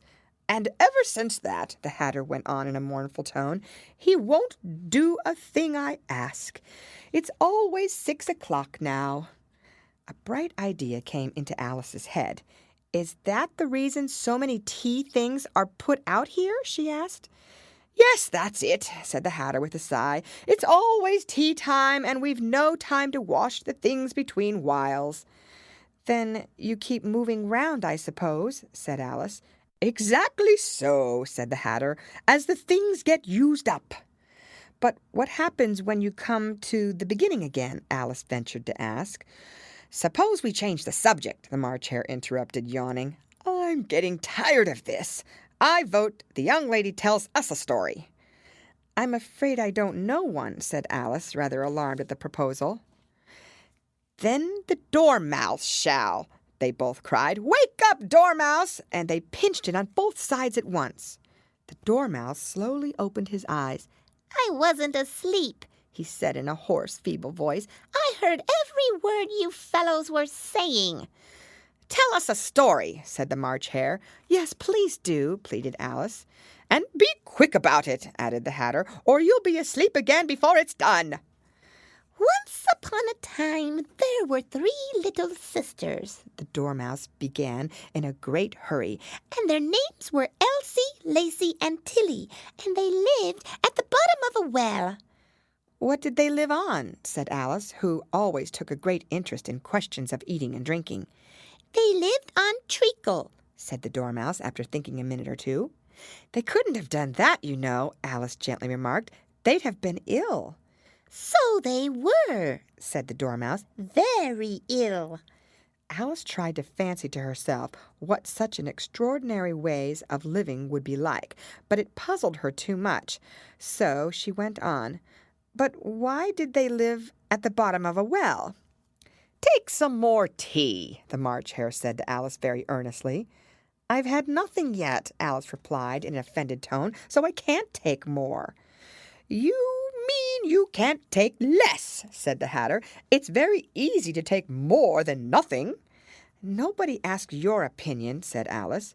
"Who's making personal remarks now?" the Hatter asked triumphantly. Alice did not quite know what to say to this, so she helped herself to some tea and bread and butter, and then turned to the Dormouse and repeated her question. Why did they live at the bottom of a well? The Dormouse again took a minute or two to think about it, and then said, "It was a treacle well."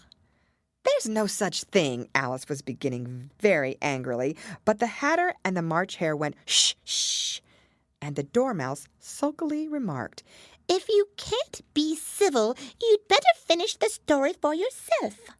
"No, please go on," Alice said very humbly. I won't interrupt again. I dare say there may be one." "One indeed," said the Dormouse indignantly. However, he consented to go on.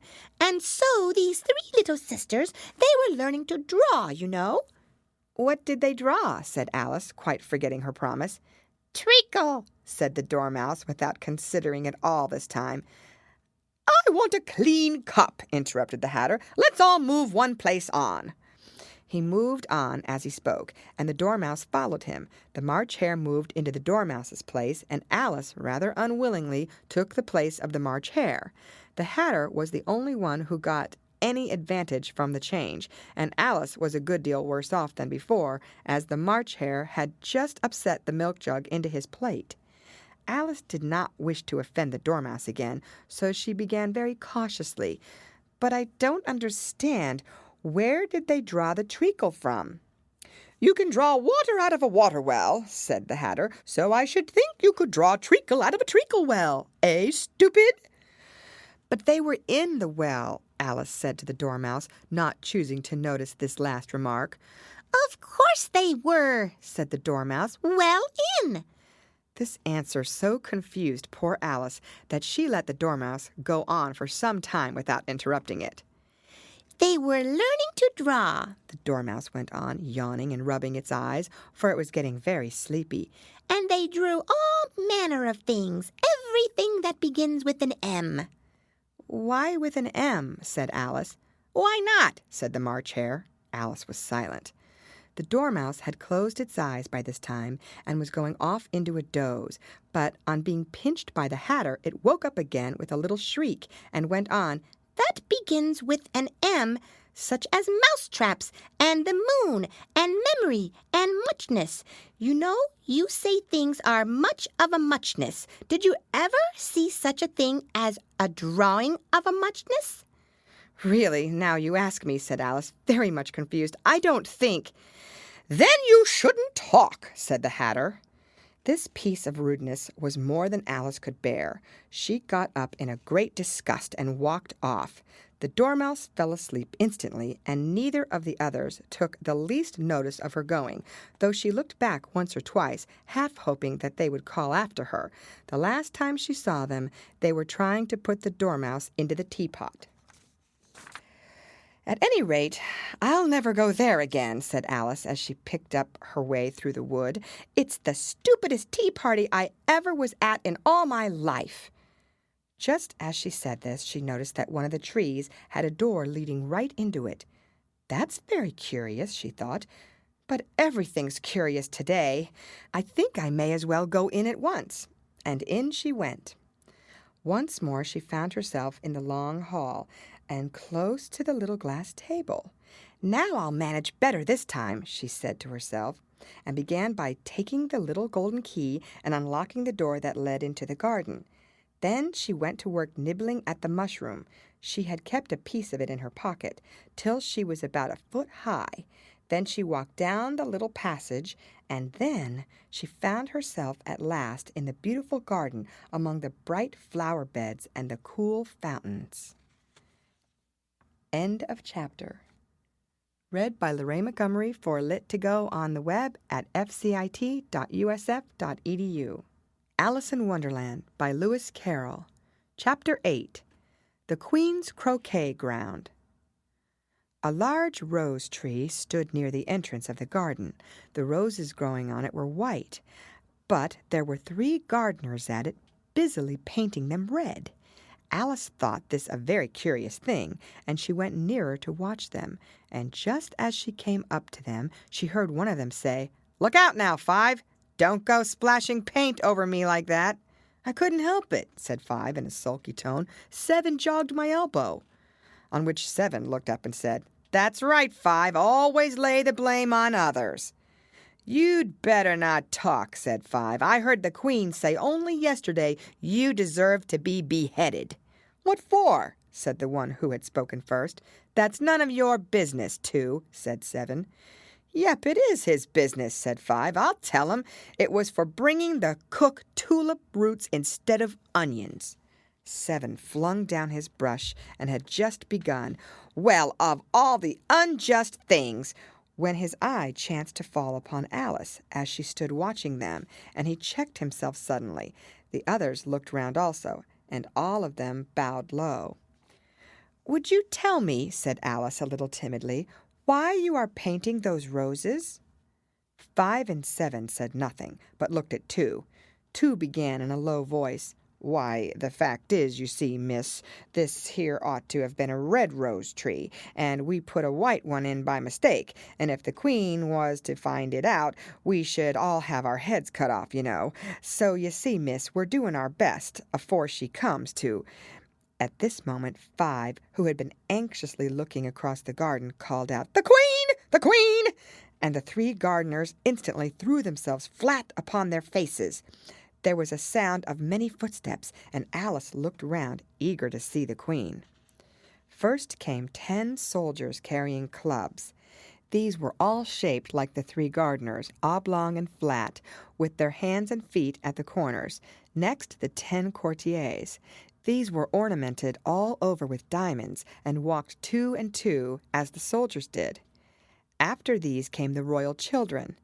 There were 10 of them, and the little dears came jumping merrily along hand in hand in couples. They were all ornamented with hearts. Next came the guests, mostly kings and queens, and among them Alice recognized the White Rabbit. It was talking in a hurried, nervous manner, smiling at everything that was said, and went by without noticing her. Then followed the Knave of Hearts, carrying the king's crown on a crimson velvet cushion. And, last of all this grand procession, came the King and Queen of Hearts. Alice was rather doubtful whether she ought not to lie down on her face like the 3 gardeners, but she could not remember ever having heard of such a rule at processions. And besides, what would be the use of a procession, thought she, if people had all to lie down upon their faces so that they couldn't see it? So she stood still where she was and waited. When the procession came opposite to Alice, they all stopped and looked at her, and the Queen said severely, "Who is this?" She said it to the Knave of Hearts, who only bowed and smiled in reply. "Idiot!" said the Queen, tossing her head impatiently, and turning to Alice, she went on, "What's your name, child?" "My name is Alice, so please your Majesty," said Alice very politely, but she added to herself, "Why, they're only a pack of cards, after all. I needn't be afraid of them." "And who are these?" said the Queen, pointing to the 3 gardeners who were lying round the rose tree, for, you see, as they were lying on their faces, and the pattern on their backs was the same as the rest of the pack, she could not tell whether they were gardeners, or soldiers, or courtiers, or 3 of her own children. "How should I know?" said Alice, surprised at her own courage. "It's no business of mine." The Queen turned crimson with fury, and after glaring at her for a moment like a wild beast, screamed, "Off with her head! Off!" "Nonsense," said Alice very loudly and decidedly, and the Queen was silent. The King laid his hand upon her arm and timidly said, "Consider, my dear, she is only a child." The Queen turned angrily away from him and said to the knave, "Turn them over." The knave did so, very carefully with one foot. "Get up," said the Queen in a shrill, loud voice, and the 3 gardeners instantly jumped up and began bowing to the King, the Queen, the royal children, and everybody else. "Leave off that," screamed the Queen. "You make me giddy." And then, turning to the rose tree, she went on, "What have you been doing here?" "May it please your Majesty," said 2, in a very humble tone, going down on one knee as he spoke, "we were trying—" "I see," said the Queen, who had meanwhile been examining the roses. "Off with their heads!" And the procession moved on, 3 of the soldiers remaining behind to execute the unfortunate gardeners, who ran to Alice for protection. "You shan't be beheaded," said Alice, and she put them into a large flower pot that stood near. The 3 soldiers wandered about for a minute or 2, looking for them, and then quietly marched off after the others. "Are their heads off?" shouted the Queen. "Their heads are gone, if it please your Majesty," the soldiers shouted in reply. "That's right," shouted the Queen. "Can you play croquet?" The soldiers were silent and looked at Alice, as the question was evidently meant for her. "Yes," shouted Alice. "Come on, then," roared the Queen, and Alice joined the procession, wondering very much what would happen next.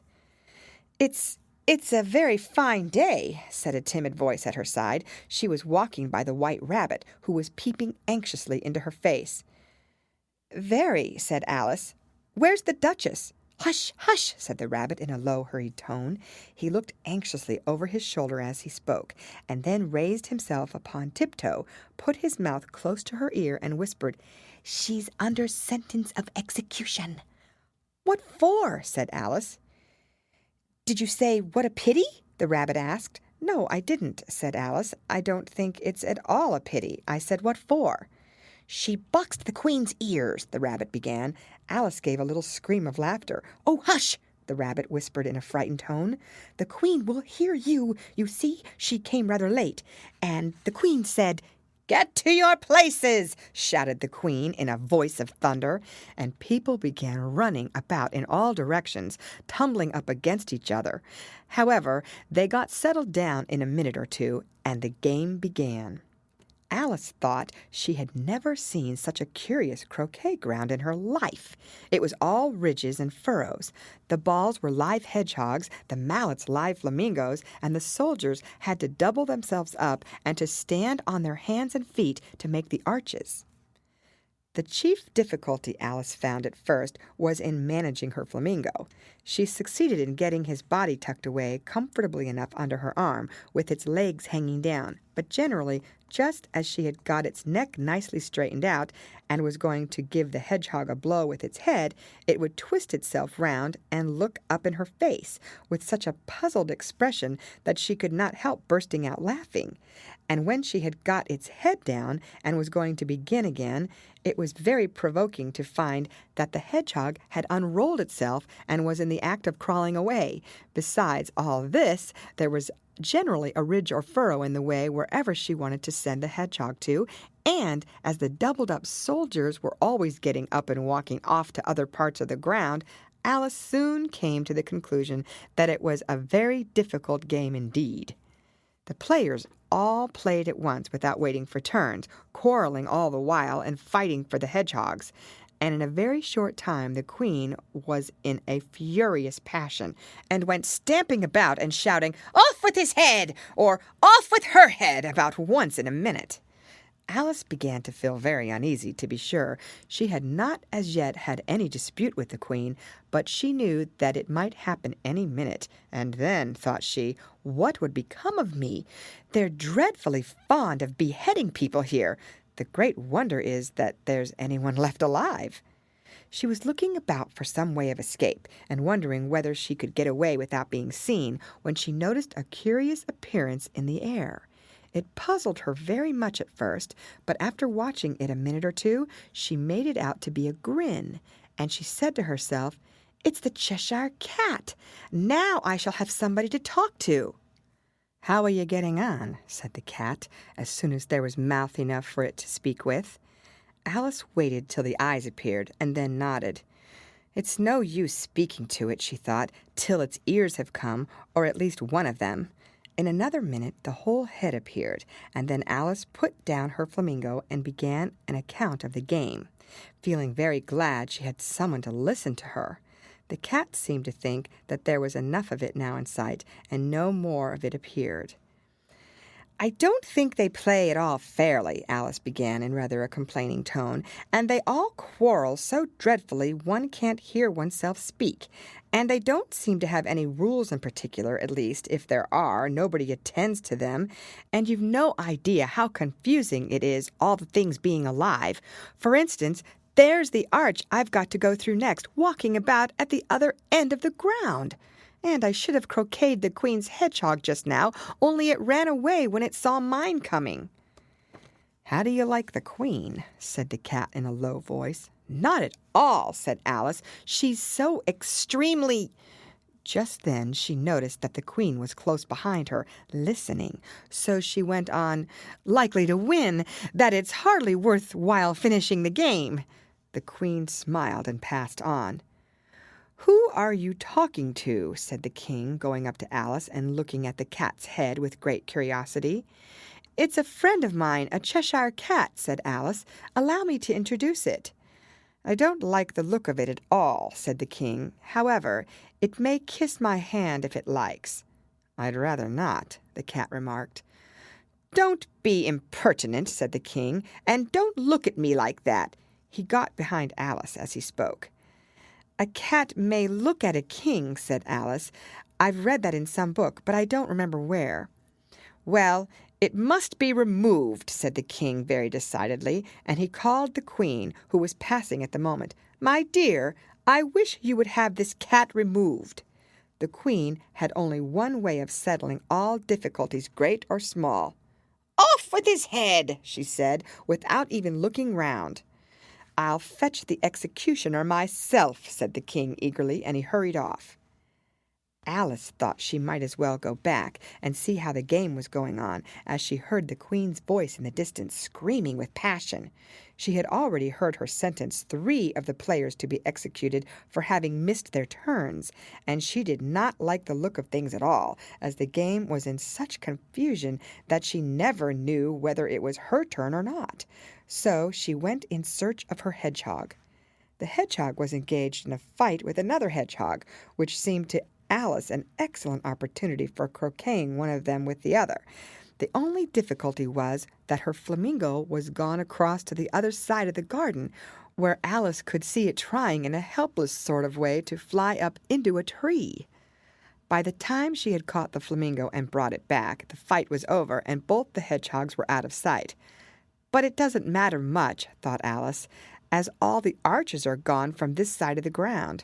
So she tucked it away under her arm that it might not escape again, and went back for a little more conversation with her friend. When she got back to the Cheshire Cat, she was surprised to find quite a large crowd collected round it. There was a dispute going on between the executioner, the king, and the queen, who were all talking at once, while all the rest were quite silent and looked very uncomfortable. The moment Alice appeared, she was appealed to by all 3 to settle the question, and they repeated their arguments to her, though, as they all spoke at once, she found it very hard indeed to make out exactly what they said. The executioner's argument was that you couldn't cut off a head unless there was a body to cut it off from, that he had never had to do such a thing before, and he wasn't going to begin at his time of life. The king's argument was that anything that had a head could be beheaded, and that you weren't to talk nonsense. The queen's argument was that if something wasn't done about it in less than no time, she'd have everybody executed all round. It was this last remark that had made the whole party look so grave and anxious. Alice could think of nothing else to say but, "It belongs to the Duchess. You'd better ask her about it." "She's in prison," the queen said to the executioner. "Fetch her here." And the executioner went off like an arrow. The cat's head began fading away the moment he was gone, and by the time he had come back with the Duchess, it had entirely disappeared. So the king and the executioner ran wildly up and down looking for it, while the rest of the party went back to the game. End of chapter. Read by Lorraine Montgomery for Lit to Go on the web at fcit.usf.edu. Alice in Wonderland by Lewis Carroll. Chapter 9. The Mock Turtle's Story. "You can't think how glad I am to see you again, you dear old thing," said the Duchess, as she tucked her arm affectionately into Alice's, and they walked off together. Alice was very glad to find her in such a pleasant temper, and thought to herself that perhaps it was only the pepper that had made her so savage when they met in the kitchen. "When I'm a duchess," she said to herself, not in a very hopeful tone, though, "I won't have any pepper in my kitchen at all. Soup does very well without. Maybe it's always pepper that makes people hot-tempered," she went on, very much pleased at having found out a new kind of rule, "and vinegar that makes them sour, and chamomile that makes them bitter, and barley sugar, and such things that make children sweet-tempered. I only wish people knew that. Then they wouldn't be so stingy about it, you know." She had quite forgotten the Duchess by this time, and was a little startled when she heard her voice close to her ear. "You're thinking about something, my dear, and that makes you forget to talk. I can't tell you just now what the moral of that is, but I shall remember it in a bit." "Perhaps it hasn't one," Alice ventured to remark. "Tut, tut, child," said the Duchess. "Everything's got a moral, if only you can find it." And she squeezed herself up closer to Alice's side as she spoke. Alice did not much like keeping so close to her. First, because the Duchess was very ugly, and secondly, because she was exactly the right height to rest her chin upon Alice's shoulder, and it was an uncomfortably sharp chin. However, she did not like to be rude, so she bore it as well as she could. "The game's going on rather better now," she said, by way of keeping up the conversation a little. "'Tis so," said the Duchess, "and the moral of that is, 'Oh, 'tis love that makes the world go round.'" "Somebody said," Alice whispered, "that it's done by everybody minding their own business." "Ah, well, it means much the same thing," said the Duchess, digging her sharp little chin into Alice's shoulder as she added, "and the moral of that is, take care of the scents, and the sounds will take care of themselves." How fond she is of finding morals in things, Alice thought to herself. "I dare say you're wondering why I don't put my arm around your waist," the Duchess said after a pause. "The reason is that I'm doubtful about the temper of your flamingo. Shall I try the experiment?" "He might bite," Alice cautiously replied, not feeling at all anxious to have the experiment tried. "Very true," said the Duchess. "Flamingos and mustard both bite. And the moral of that is, birds of a feather flock together." "Only mustard isn't a bird," Alice remarked. "Right as usual," said the Duchess. "What a clear way you have of putting things." "It's a mineral, I think," said Alice. "Of course it is," said the Duchess, who seemed ready to agree to everything that Alice said. "There's a large mustard mine near here, and the moral of that is, the more there is of mine, the less there is of yours." "Oh, I know," exclaimed Alice, who had not attended to this last remark. "It's a vegetable. It doesn't look like one, but it is." "I quite agree with you," said the Duchess, "and the moral of that is, be what you would seem to be, or if you'd like it put more simply, Never imagine yourself not to be otherwise than what it might appear to others, that what you were or might have been was not otherwise than what you have been would have appeared to them to be otherwise." "I think I should understand that better," Alice said very politely, "if I had it written down, but I can't quite follow it as you say it." "There's nothing to what I could say if I choose," the Duchess replied in a pleased tone. "Pray don't trouble yourself to say it any longer than that," said Alice. "Oh, don't talk about trouble," said the Duchess. "I make you a present of everything I've said as yet." A cheap sort of present, thought Alice. I'm glad they don't give birthday presents like that. But she did not venture to say it out loud. "Thinking again?" the Duchess asked, with another dig of her sharp little chin. "I've a right to think," Alice said sharply, for she was beginning to feel a little worried. "Just about as much right," said the Duchess, "as pigs have to fly. And the moral—" But here, to Alice's great surprise, the Duchess's voice died away, even in the middle of her favorite word, moral, and the arm that was linked into hers began to tremble. Alice looked up, and there stood the Queen in front of them, with her arms folded, frowning like a thunderstorm. "A fine day, Your Majesty," the Duchess began in a low, weak voice. "Now, I give you fair warning," shouted the Queen, stamping on the ground as she spoke. "Either you or your head must be off, and that in about half no time. Take your choice." The Duchess took her choice and was gone in a moment. "Let's go on with the game," the Queen said to Alice, and Alice was too much frightened to say a word, but slowly followed her back to the croquet ground. The other guests had taken advantage of the Queen's absence and were resting in the shade. However, the moment they saw her, they hurried back to the game, the Queen merely remarking that a moment's delay would cost them their lives. All the time they were playing, the Queen never left off quarreling with the other players and shouting, "Off with his head!" or "Off with her head!" Those whom she sentenced were taken into custody by the soldiers, who of course had to leave off being archers to do this, so that by the end of half an hour or so there were no archers left, and all the players except the King, the Queen, and Alice were in custody and under sentence of execution. Then the Queen left off, quite out of breath, and said to Alice, "Have you seen the mock turtle yet?" "No," said Alice. "I don't even know what a mock turtle is." "It's the thing mock turtle soup is made from," said the Queen. "I never saw one or heard of one," said Alice. "Come on, then," said the Queen, "and he shall tell you his history."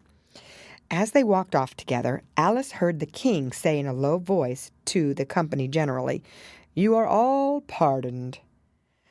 "Come, that's a good thing," she said to herself, for she had felt quite unhappy at the number of executions the Queen had ordered.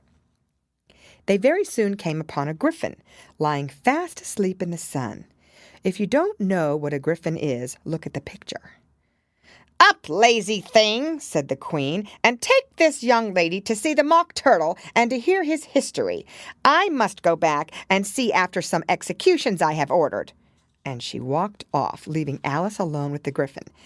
Alice did not quite like the look of the creature, but on the whole she thought it would be quite as safe to stay with it as to go after that savage Queen. So she waited.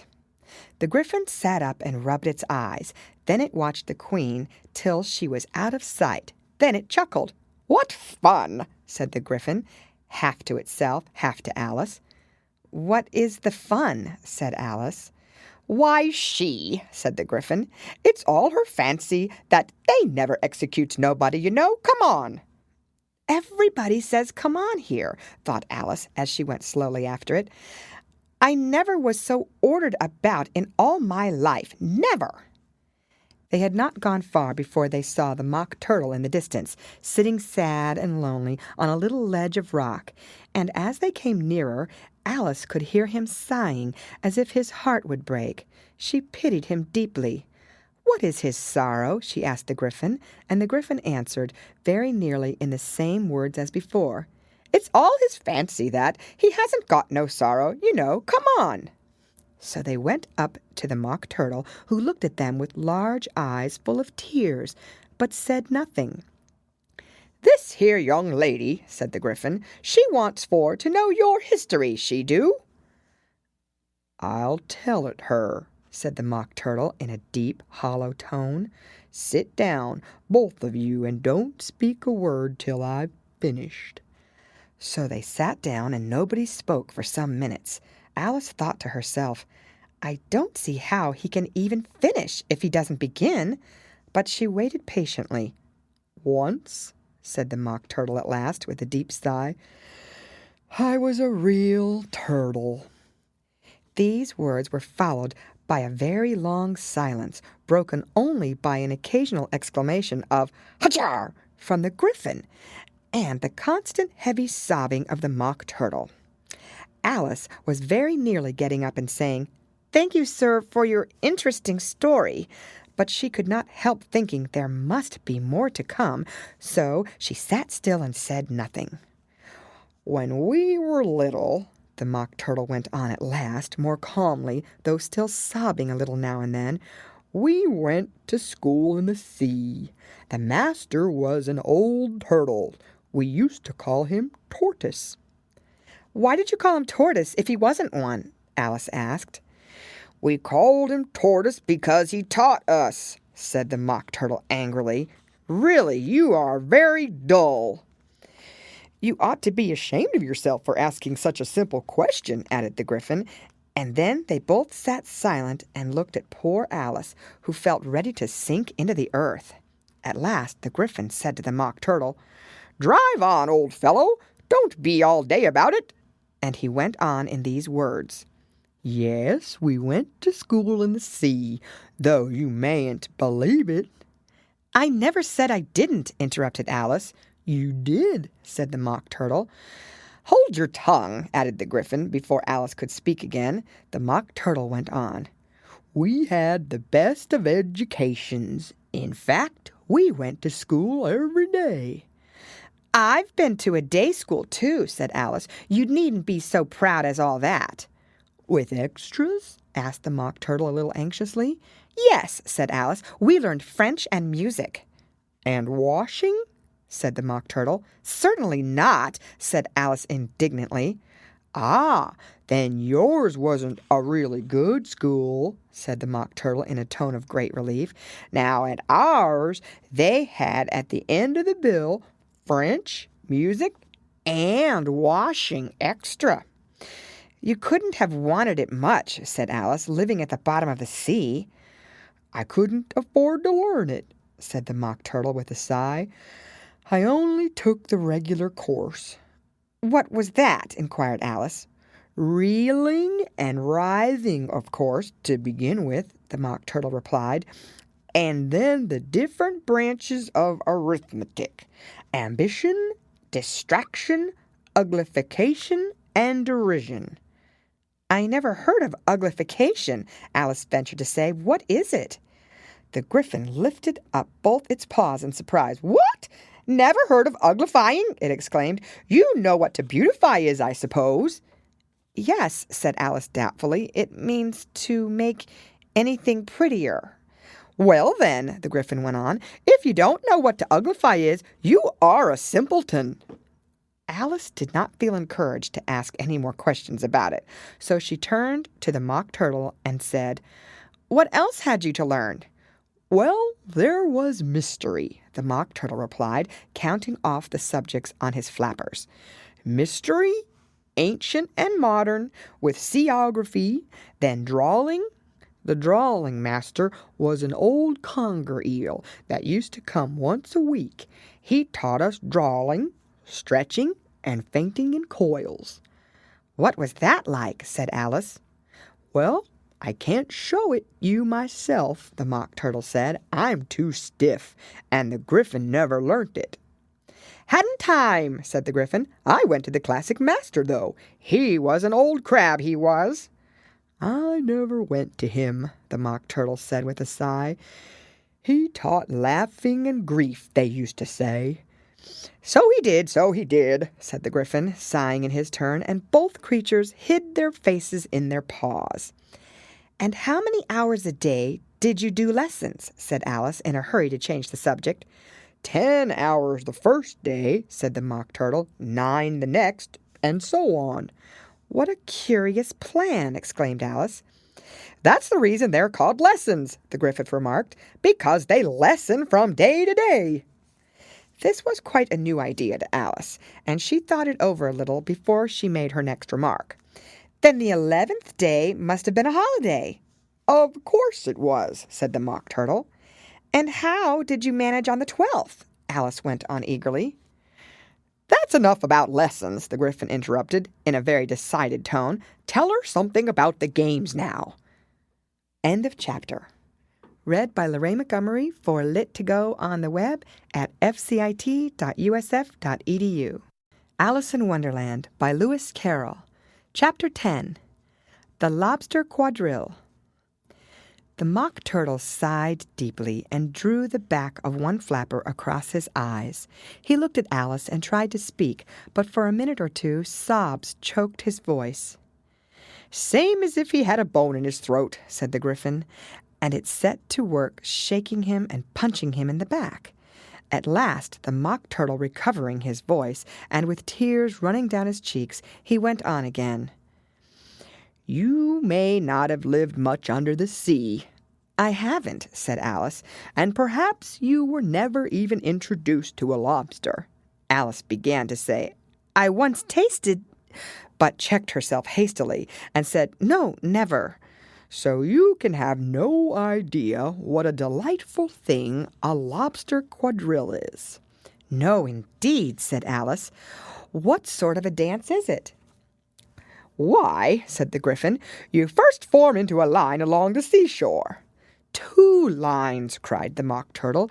"Seals, turtles, salmon, and so on. Then, when you've cleared all the jellyfish out of the way—" "That generally takes some time," interrupted the Gryphon. "You advance twice." "Each with a lobster as a partner," cried the Gryphon. "Of course," the Mock Turtle said. "Advance twice, set to partners."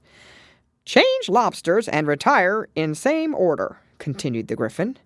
"Then you know," the Mock Turtle went on. "You throw the—" "The lobsters," shouted the Gryphon, with a bound into the air, "as far out to sea as you can." "Swim after them," screamed the Gryphon. "Turn a somersault in the sea," cried the Mock Turtle, capering wildly about. "Change lobsters again," yelled the Gryphon at the top of his voice. "Back to land again, and that's all the first figure," said the Mock Turtle, suddenly dropping his voice, and the 2 creatures, who had been jumping about like mad things all this time, sat down again very sadly and quietly and looked at Alice. "It must be a very pretty dance," said Alice timidly. "Would you like to see a little of it?" said the Mock Turtle. "Very much indeed," said Alice. "Come, let's try the first figure," said the Mock Turtle to the Gryphon. "We can do without lobsters, you know. Which shall sing?" "Oh, you sing," said the Gryphon. "I've forgotten the words."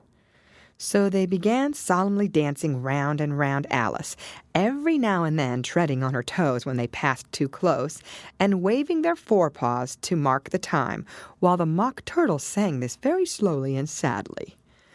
"Will you walk a little faster?" said a whiting to a snail. "There's a porpoise close behind us, and he's treading on my tail. See how eagerly the lobsters and the turtles all advance. They are waiting on the shingle. Will you come and join the dance? Will you, won't you, will you, won't you join the dance?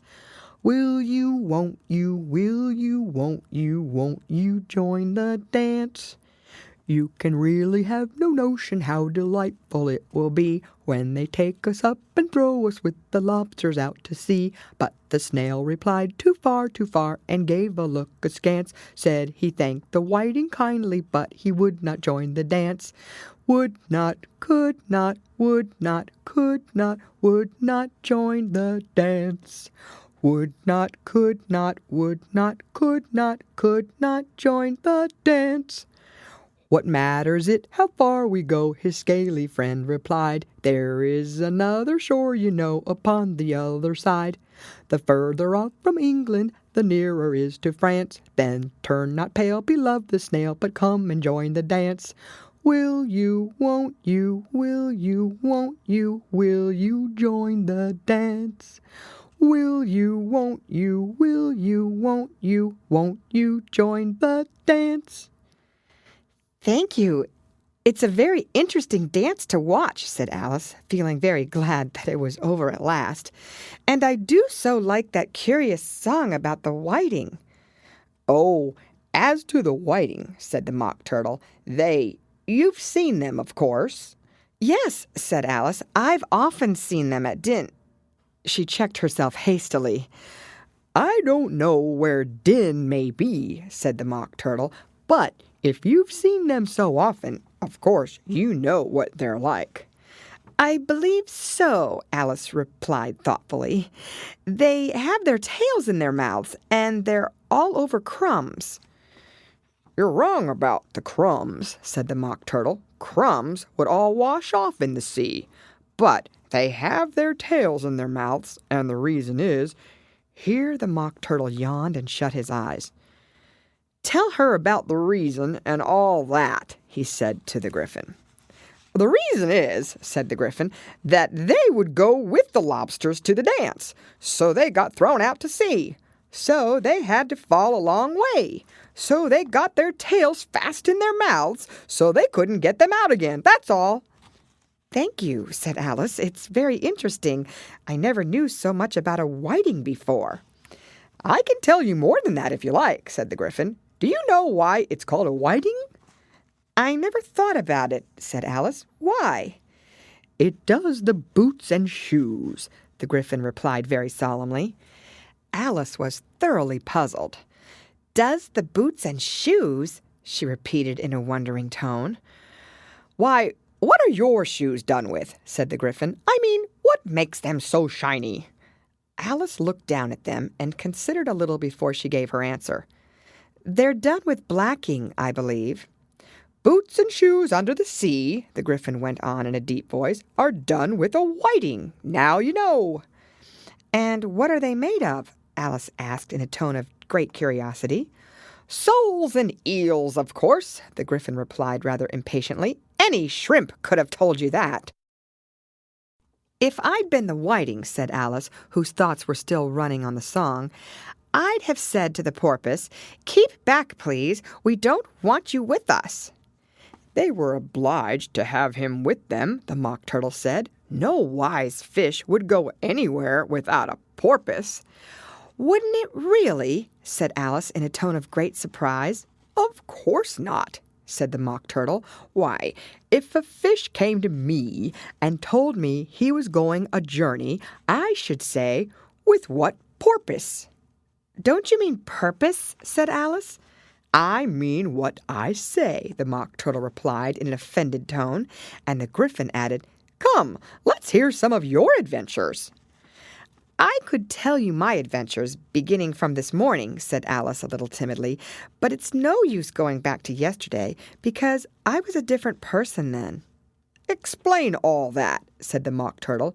No, the adventures first," said the Gryphon in an impatient tone. "Explanations take such a dreadful time." So Alice began telling them her adventures from the time when she first saw the white rabbit. She was a little nervous about it just at first. The two creatures got so close to her, one on each side, and opened their eyes and mouths so very wide, but she gained courage as she went on. Her listeners were perfectly quiet till she got to that part about her repeating, "You are old Father William," to the caterpillar, and the words all coming different, and then the Mock Turtle drew a long breath and said, "That's very curious." "It's all about as curious as it can be," said the Gryphon. "It all came different," the Mock Turtle repeated thoughtfully. "I should like to hear her try and repeat something now. Tell her to begin." He looked at the Gryphon as if he thought it had some kind of authority over Alice. "Stand up and repeat. 'Tis the voice of the sluggard," said the Gryphon. How the creatures order one about and make one repeat lessons, thought Alice. I might as well be at school at once. However, she got up and began to repeat it, but her head was so full of the lobster quadrille that she hardly knew what she was saying, and the words came very queer indeed. "'Tis the voice of the lobster, I heard him declare, You have baked me too brown, I must sugar my hair. As a duck with its eyelids, so he with his nose Trims his belt and his buttons and turns out his toes. When the sands are all dry, he is gay as a lark, and will talk in contemptuous tones of the shark. But when the tide rises and sharks are around, his voice has a timid and tremulous sound." "That's different from what I used to say when I was a child," said the Gryphon. "Well, I never heard it before," said the Mock Turtle, "but it sounds uncommon nonsense." Alice said nothing. She had sat down with her face in her hands, wondering if anything would ever happen in a natural way again. "I should like to have it explained," said the Mock Turtle. "She can't explain it," said the Gryphon hastily. "Go on with the next verse." "But about his toes," the Mock Turtle persisted. "How could he turn them out with his nose, you know?" "It's the first position in dancing," Alice said, but was dreadfully puzzled by the whole thing and longed to change the subject. "Go on with the next verse," the Gryphon repeated impatiently. "It begins, 'I passed by his garden.'" Alice did not dare to disobey, though she felt sure it would all come wrong, and she went on in a trembling voice. "I passed by his garden and marked with one eye how the owl and the panther were sharing a pie. The panther took pie crust and gravy and meat, while the owl had the dish as its share of the treat. When the pie was all finished, the owl, as a boon, was kindly permitted to pocket the spoon, while the panther received knife and fork with a growl and concluded the banquet by—" "What is the use of repeating all that stuff?" the Mock Turtle interrupted, "if you don't explain it as you go on. It's by far the most confusing thing I've ever heard." "Yes, I think you'd better leave off," said the Gryphon, and Alice was only too glad to do so. "Shall we try another figure of the lobster quadrille?" the Gryphon went on.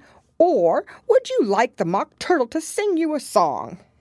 "Oh, a song, please, if the Mock Turtle would be so kind," Alice replied, so eagerly that the Gryphon said in a rather offended tone, "No accounting for tastes. Sing her turtle soup, will you, old fellow?" The Mock Turtle sighed deeply and began, in a voice sometimes choked with sobs, to sing this: "Beautiful soup, so rich and green, waiting in a hot tureen. Who for such dainties would not stoop? Soup of the evening, beautiful soup. Soup of the evening, beautiful soup. Beautiful soup. Beautiful soup. Soup of the evening, beautiful, beautiful soup. Beautiful soup, who cares for fish, game, or any other dish? Who would not give all else for two? Pennyworth only of beautiful soup. Pennyworth only of beautiful soup. Beautiful soup. Beautiful soup. Soup of the evening. Beautiful, beautiful soup." "Chorus again!" cried the Gryphon, and the Mock Turtle had just begun to repeat it when a cry of "The trial's beginning" was heard in the distance. "Come on!" cried the Gryphon, and taking Alice by the hand, it hurried off without waiting for the end of the song. "What trial is it?" Alice panted as she ran, but the Gryphon only answered, "Come on!" and ran the faster, while more and more faintly came, carried on the breeze that followed them, the melancholy words: "Soup of the evening, beautiful, beautiful soup." End of chapter. Read by Lorraine Montgomery for Lit to Go on the web at fcit.usf.edu. Alice in Wonderland by Lewis Carroll. Chapter 11. Who Stole the Tarts? The King and Queen of Hearts were seated on their throne when they arrived, with a great crowd assembled about them. All sorts of little birds and beasts, as well as the whole pack of cards. The knave was standing before them in chains, with a soldier on each side to guard him. And near the king was the white rabbit, with a trumpet in one hand and a scroll of parchment in the other. In the very middle of the court was a table with a large dish of tarts upon it. They looked so good that it made Alice quite hungry to look at them. I wish they'd get the trial done, she thought, and hand round the refreshments. But there seemed to be no chance of this, so she began looking at everything about her to pass away the time.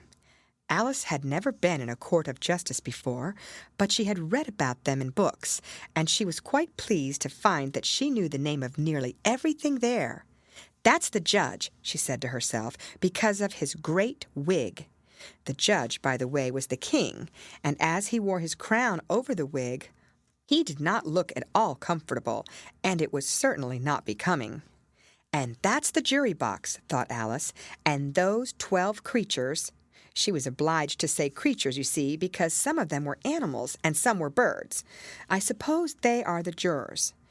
She said this last word 2 or 3 times over to herself, being rather proud of it, for she thought, and rightly too, that very few little girls of her age knew the meaning of it at all.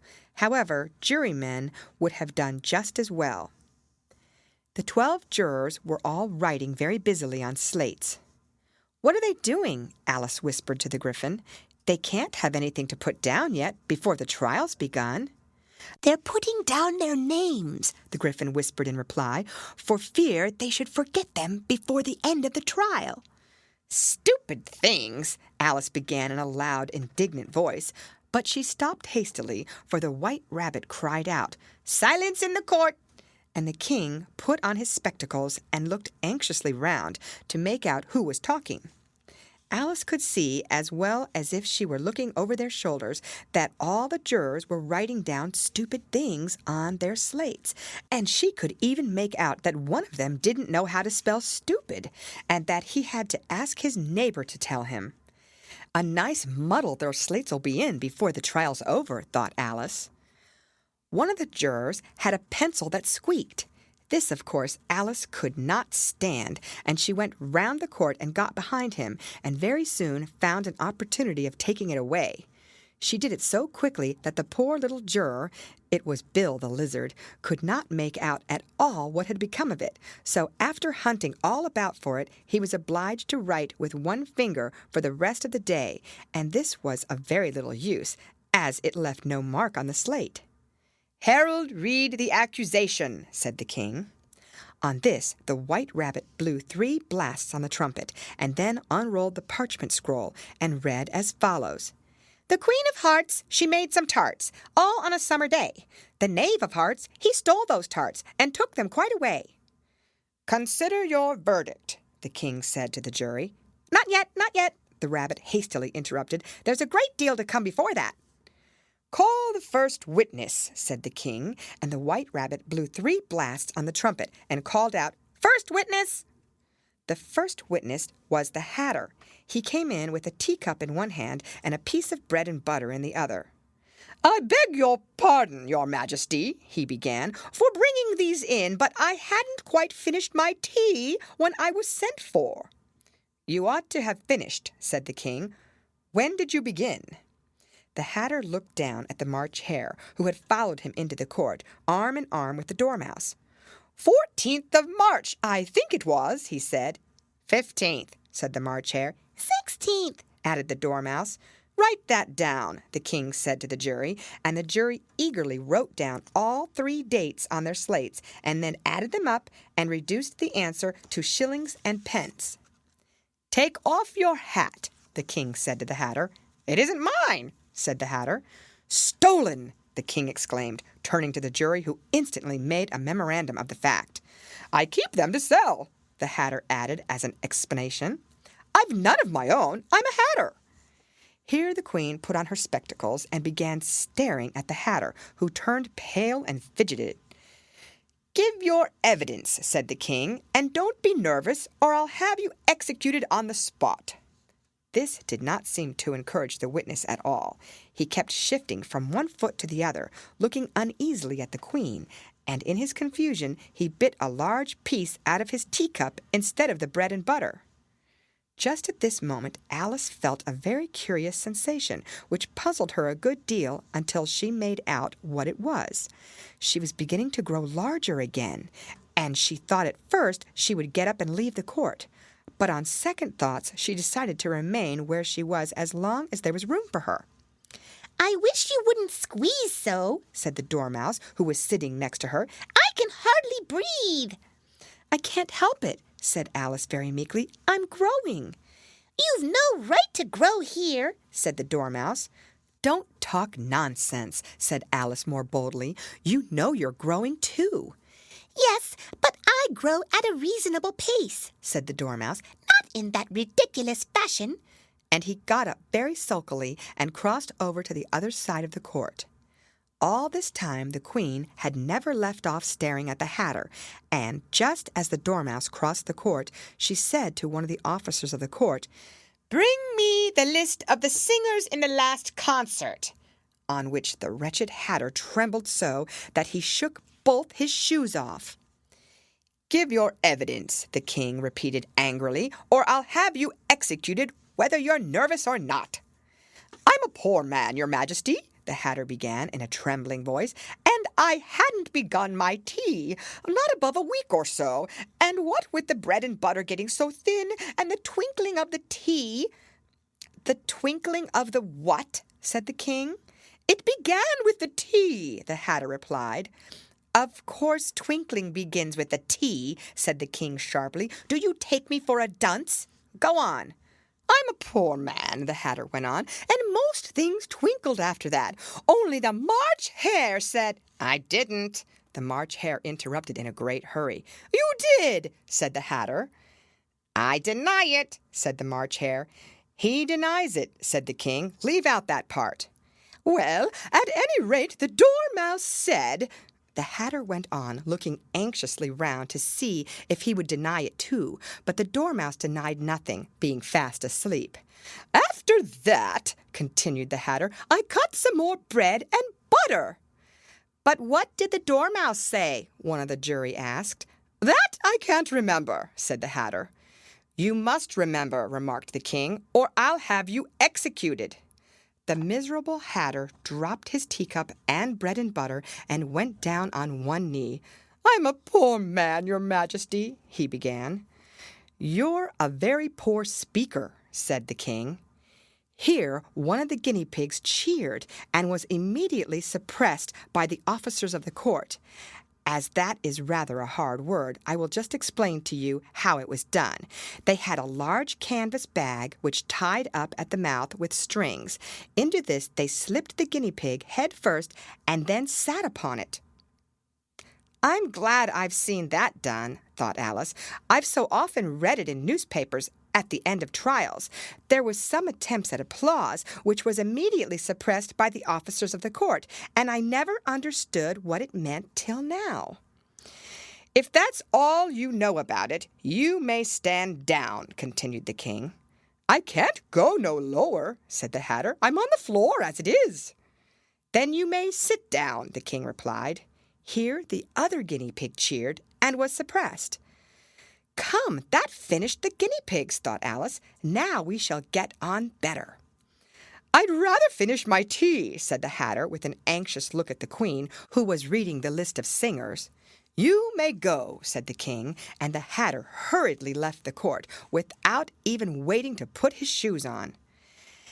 "And just take his head off outside," the Queen added to one of the officers, but the Hatter was out of sight before the officer could get to the door. "Call the next witness," said the King. The next witness was the Duchess's cook. She carried the pepper box in her hand, and Alice guessed who it was even before she got into the court by the way the people near the door began sneezing all at once. "Give your evidence," said the King. "Shan't," said the cook. The King looked anxiously at the White Rabbit, who said in a low voice, "Your Majesty must cross-examine this witness." "Well, if I must, I must," the king said, with a melancholy air, and after folding his arms and frowning at the cook till his eyes were nearly out of sight, he said in a deep voice, "What are the tarts made of?" "Pepper, mostly," said the cook. Treacle, said a sleepy voice behind her. "Collar that dormouse!" the queen shrieked out. "Behead the dormouse! Turn that dormouse out of court! Suppress him! Pinch him! Off with his whiskers!" For some minutes the whole court was in confusion, getting the dormouse turned out, and by the time they had settled down again, the cook had disappeared. "Never mind," said the king, with an air of great relief. "Call the next witness." And he added in an undertone to the queen, "Really, my dear, you must cross-examine the next witness. It quite makes my forehead ache." Alice watched the White Rabbit as he fumbled over the list, feeling very curious to see what the next witness would be like. "For they haven't got much evidence yet," she said to herself. Imagine her surprise when the White Rabbit read out at the top of his shrill little voice the name Alice. End of chapter. Read by Lorraine Montgomery for Lit to Go on the web at fcit.usf.edu. Alice in Wonderland by Lewis Carroll. Chapter 12. Alice's Evidence. "Here!" cried Alice, quite forgetting in the flurry of the moment how large she had grown in the last few minutes, and she jumped up in such a hurry that she tipped over the jury box with the edge of her skirt, upsetting all the jurymen onto the heads of the crowd below, and there they lay sprawling about, reminding her very much of a globe of goldfish she had accidentally upset the week before. "Oh, I beg your pardon," she exclaimed in a tone of great dismay, and began picking them up again as quickly as she could, for the accident of the goldfish kept running in her head, and she had a vague sort of idea that they must be collected at once and put back into the jury box, or they would die. "The trial cannot proceed," said the king in a very grave voice, "until all the jurymen are back in their proper places. All," he repeated with great emphasis, looking hard at Alice as he said "do." Alice looked at the jury box and saw that in her haste she had put the lizard in head downwards, and the poor little thing was waving its tail about in a melancholy way, being quite unable to move. She soon got it out again and put it right. "Not that it signifies much," she said to herself. "I should think it would be quite as much use in the trial one way up as the other." As soon as the jury had a little recovered from the shock of being upset and their slates and pencils had been found and handed back to them, they set to work very diligently to write out a history of the accident, all except the lizard, who seemed too much overcome to do anything but sit with its mouth open, gazing up into the roof of the court. "What do you know about this business?" the king said to Alice. "Nothing," said Alice. "Nothing whatever?" persisted the king. "Nothing whatever," said Alice. "That's very important," the king said, turning to the jury. They were just beginning to write this down on their slates when the White Rabbit interrupted. "Unimportant, your majesty means, of course," he said in a very respectful tone, but frowning and making faces at him as he spoke. "Unimportant, of course I meant," the king hastily said, and went on to himself in an undertone.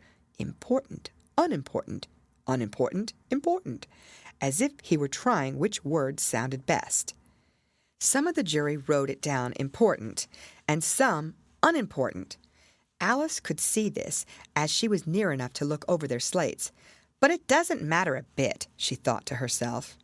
At this moment the king, who had been for some time busily writing in his notebook, cackled out, "Silence!" and read out from his book. "Rule 42.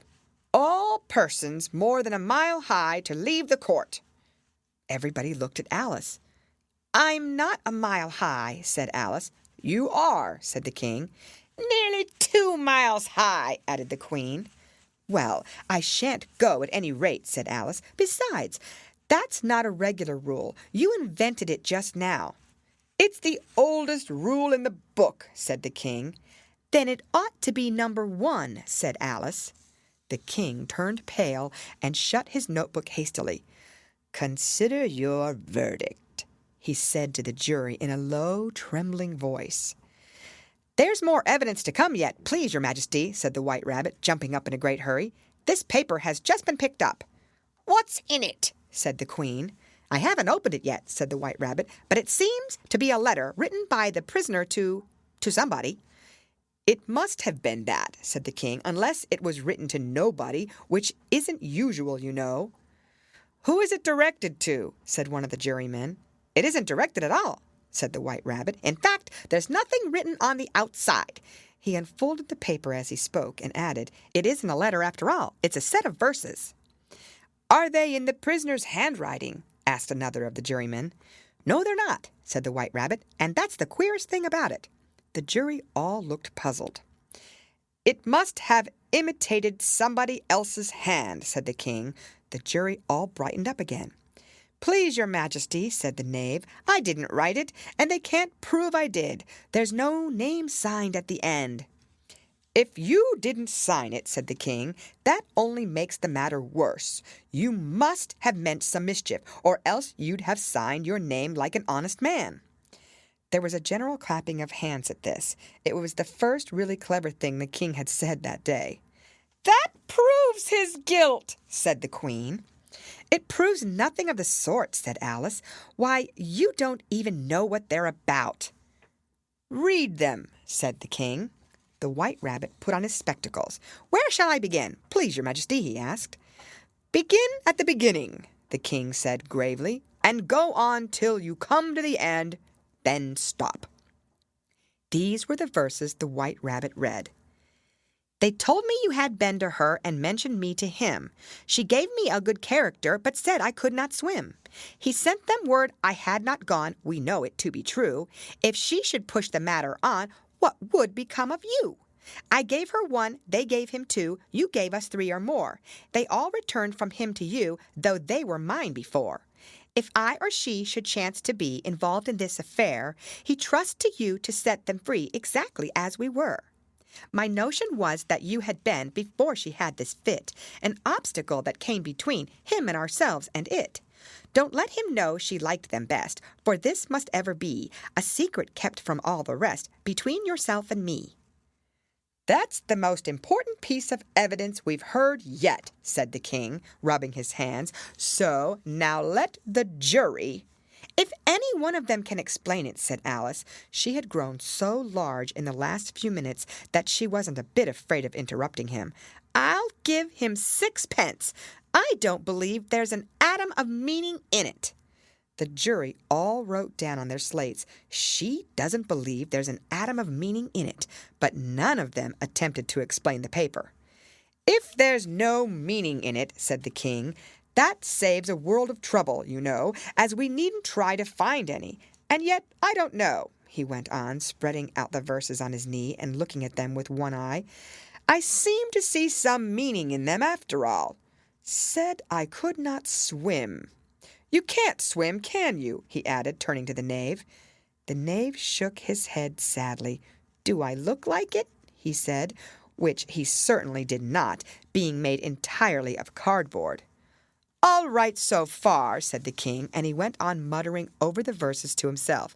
"We know it to be true. That's the jury, of course.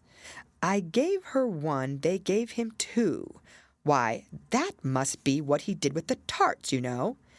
"But it goes on, they all returned from him to you," said Alice. "Why, there they are," said the King triumphantly, pointing to the tarts on the table. "Nothing can be clearer than that. Then again, before she had this fit—" "You never had fits, my dear, I think," he said to the Queen. "Never!" said the Queen furiously, throwing an inkstand at the lizard as she spoke. The unfortunate little Bill had left off writing on his slate with one finger, as he found it made no mark, but he now hastily began again, using the ink that was trickling down his face as long as it lasted. "Then the words don't fit you," said the King, looking round the court with a smile. There was a dead silence. "It's a pun," the King added in an offended tone, and everybody laughed. "Let the jury consider their verdict," the king said for about the 20th time that day. "No, no," said the queen. "Sentence first, verdict afterwards." "Stuff and nonsense," said Alice loudly. "The idea of having the sentence first." "Hold your tongue," said the queen, turning purple. "I won't," said Alice. "Off with her head!" the queen shouted at the top of her voice. Nobody moved. "Who cares for you?" said Alice. She had grown to her full size by this time. "You're nothing but a pack of cards." At this the whole pack rose up into the air and came flying down upon her. She gave a little scream, half of fright and half of anger, and tried to beat them off, and found herself lying on the bank with her head in the lap of her sister, who was gently brushing away some dead leaves that had fluttered down from the trees upon her face. "Wake up, Alice dear," said her sister. "Why, what a long sleep you've had." "Oh, I've had such a curious dream," said Alice, and she told her sister, as well as she could remember them, all these strange adventures of hers that you have just been reading about. And when she had finished, her sister kissed her and said, "It was a curious dream, dear, certainly, but now run into your tea. It's getting late." So Alice got up and ran off, thinking while she ran, as well she might, what a wonderful dream it had been. But her sister sat still just as she left her, leaning her head on her hand, watching the setting sun, and thinking of little Alice and all her wonderful adventures, till she too began dreaming after a fashion, and this was her dream. First, she dreamed of little Alice herself, and once again the tiny hands were clasped upon her knee, and the bright, eager eyes were looking up into hers. She could hear the very tones of her voice, and see that queer little toss of her head to keep back the wandering hair that would always get into her eyes, and still as she listened, or seemed to listen, the whole place around her became alive, the strange creatures of her little sister's dream. The long grass rustled at her feet as the white rabbit hurried by. The frightened mouse splashed his way through the neighboring pool. She could hear the rattle of the teacups as the March Hare and his friends shared their never-ending meal, and the shrill voice of the queen ordering off her unfortunate guest to execution.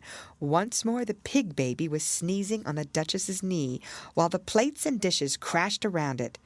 Once more the shriek of the griffin, the squeaking of the lizard's slate pencil, and the choking of the suppressed guinea pigs filled the air, mixed up with the distant sobs of the miserable mock turtle.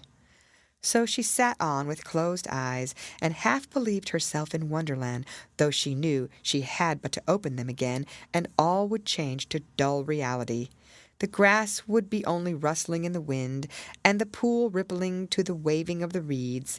The rattling teacups would change to tinkling sheep bells, and the queen's shrill cries to the voice of the shepherd boy, and the sneeze of the baby, the shriek of the griffin, and all thy other queer noises would change, she knew, to the confused clamor of the busy farmyard, while the lowing of the cattle in the distance would take the place of the mock turtle's heavy sobs.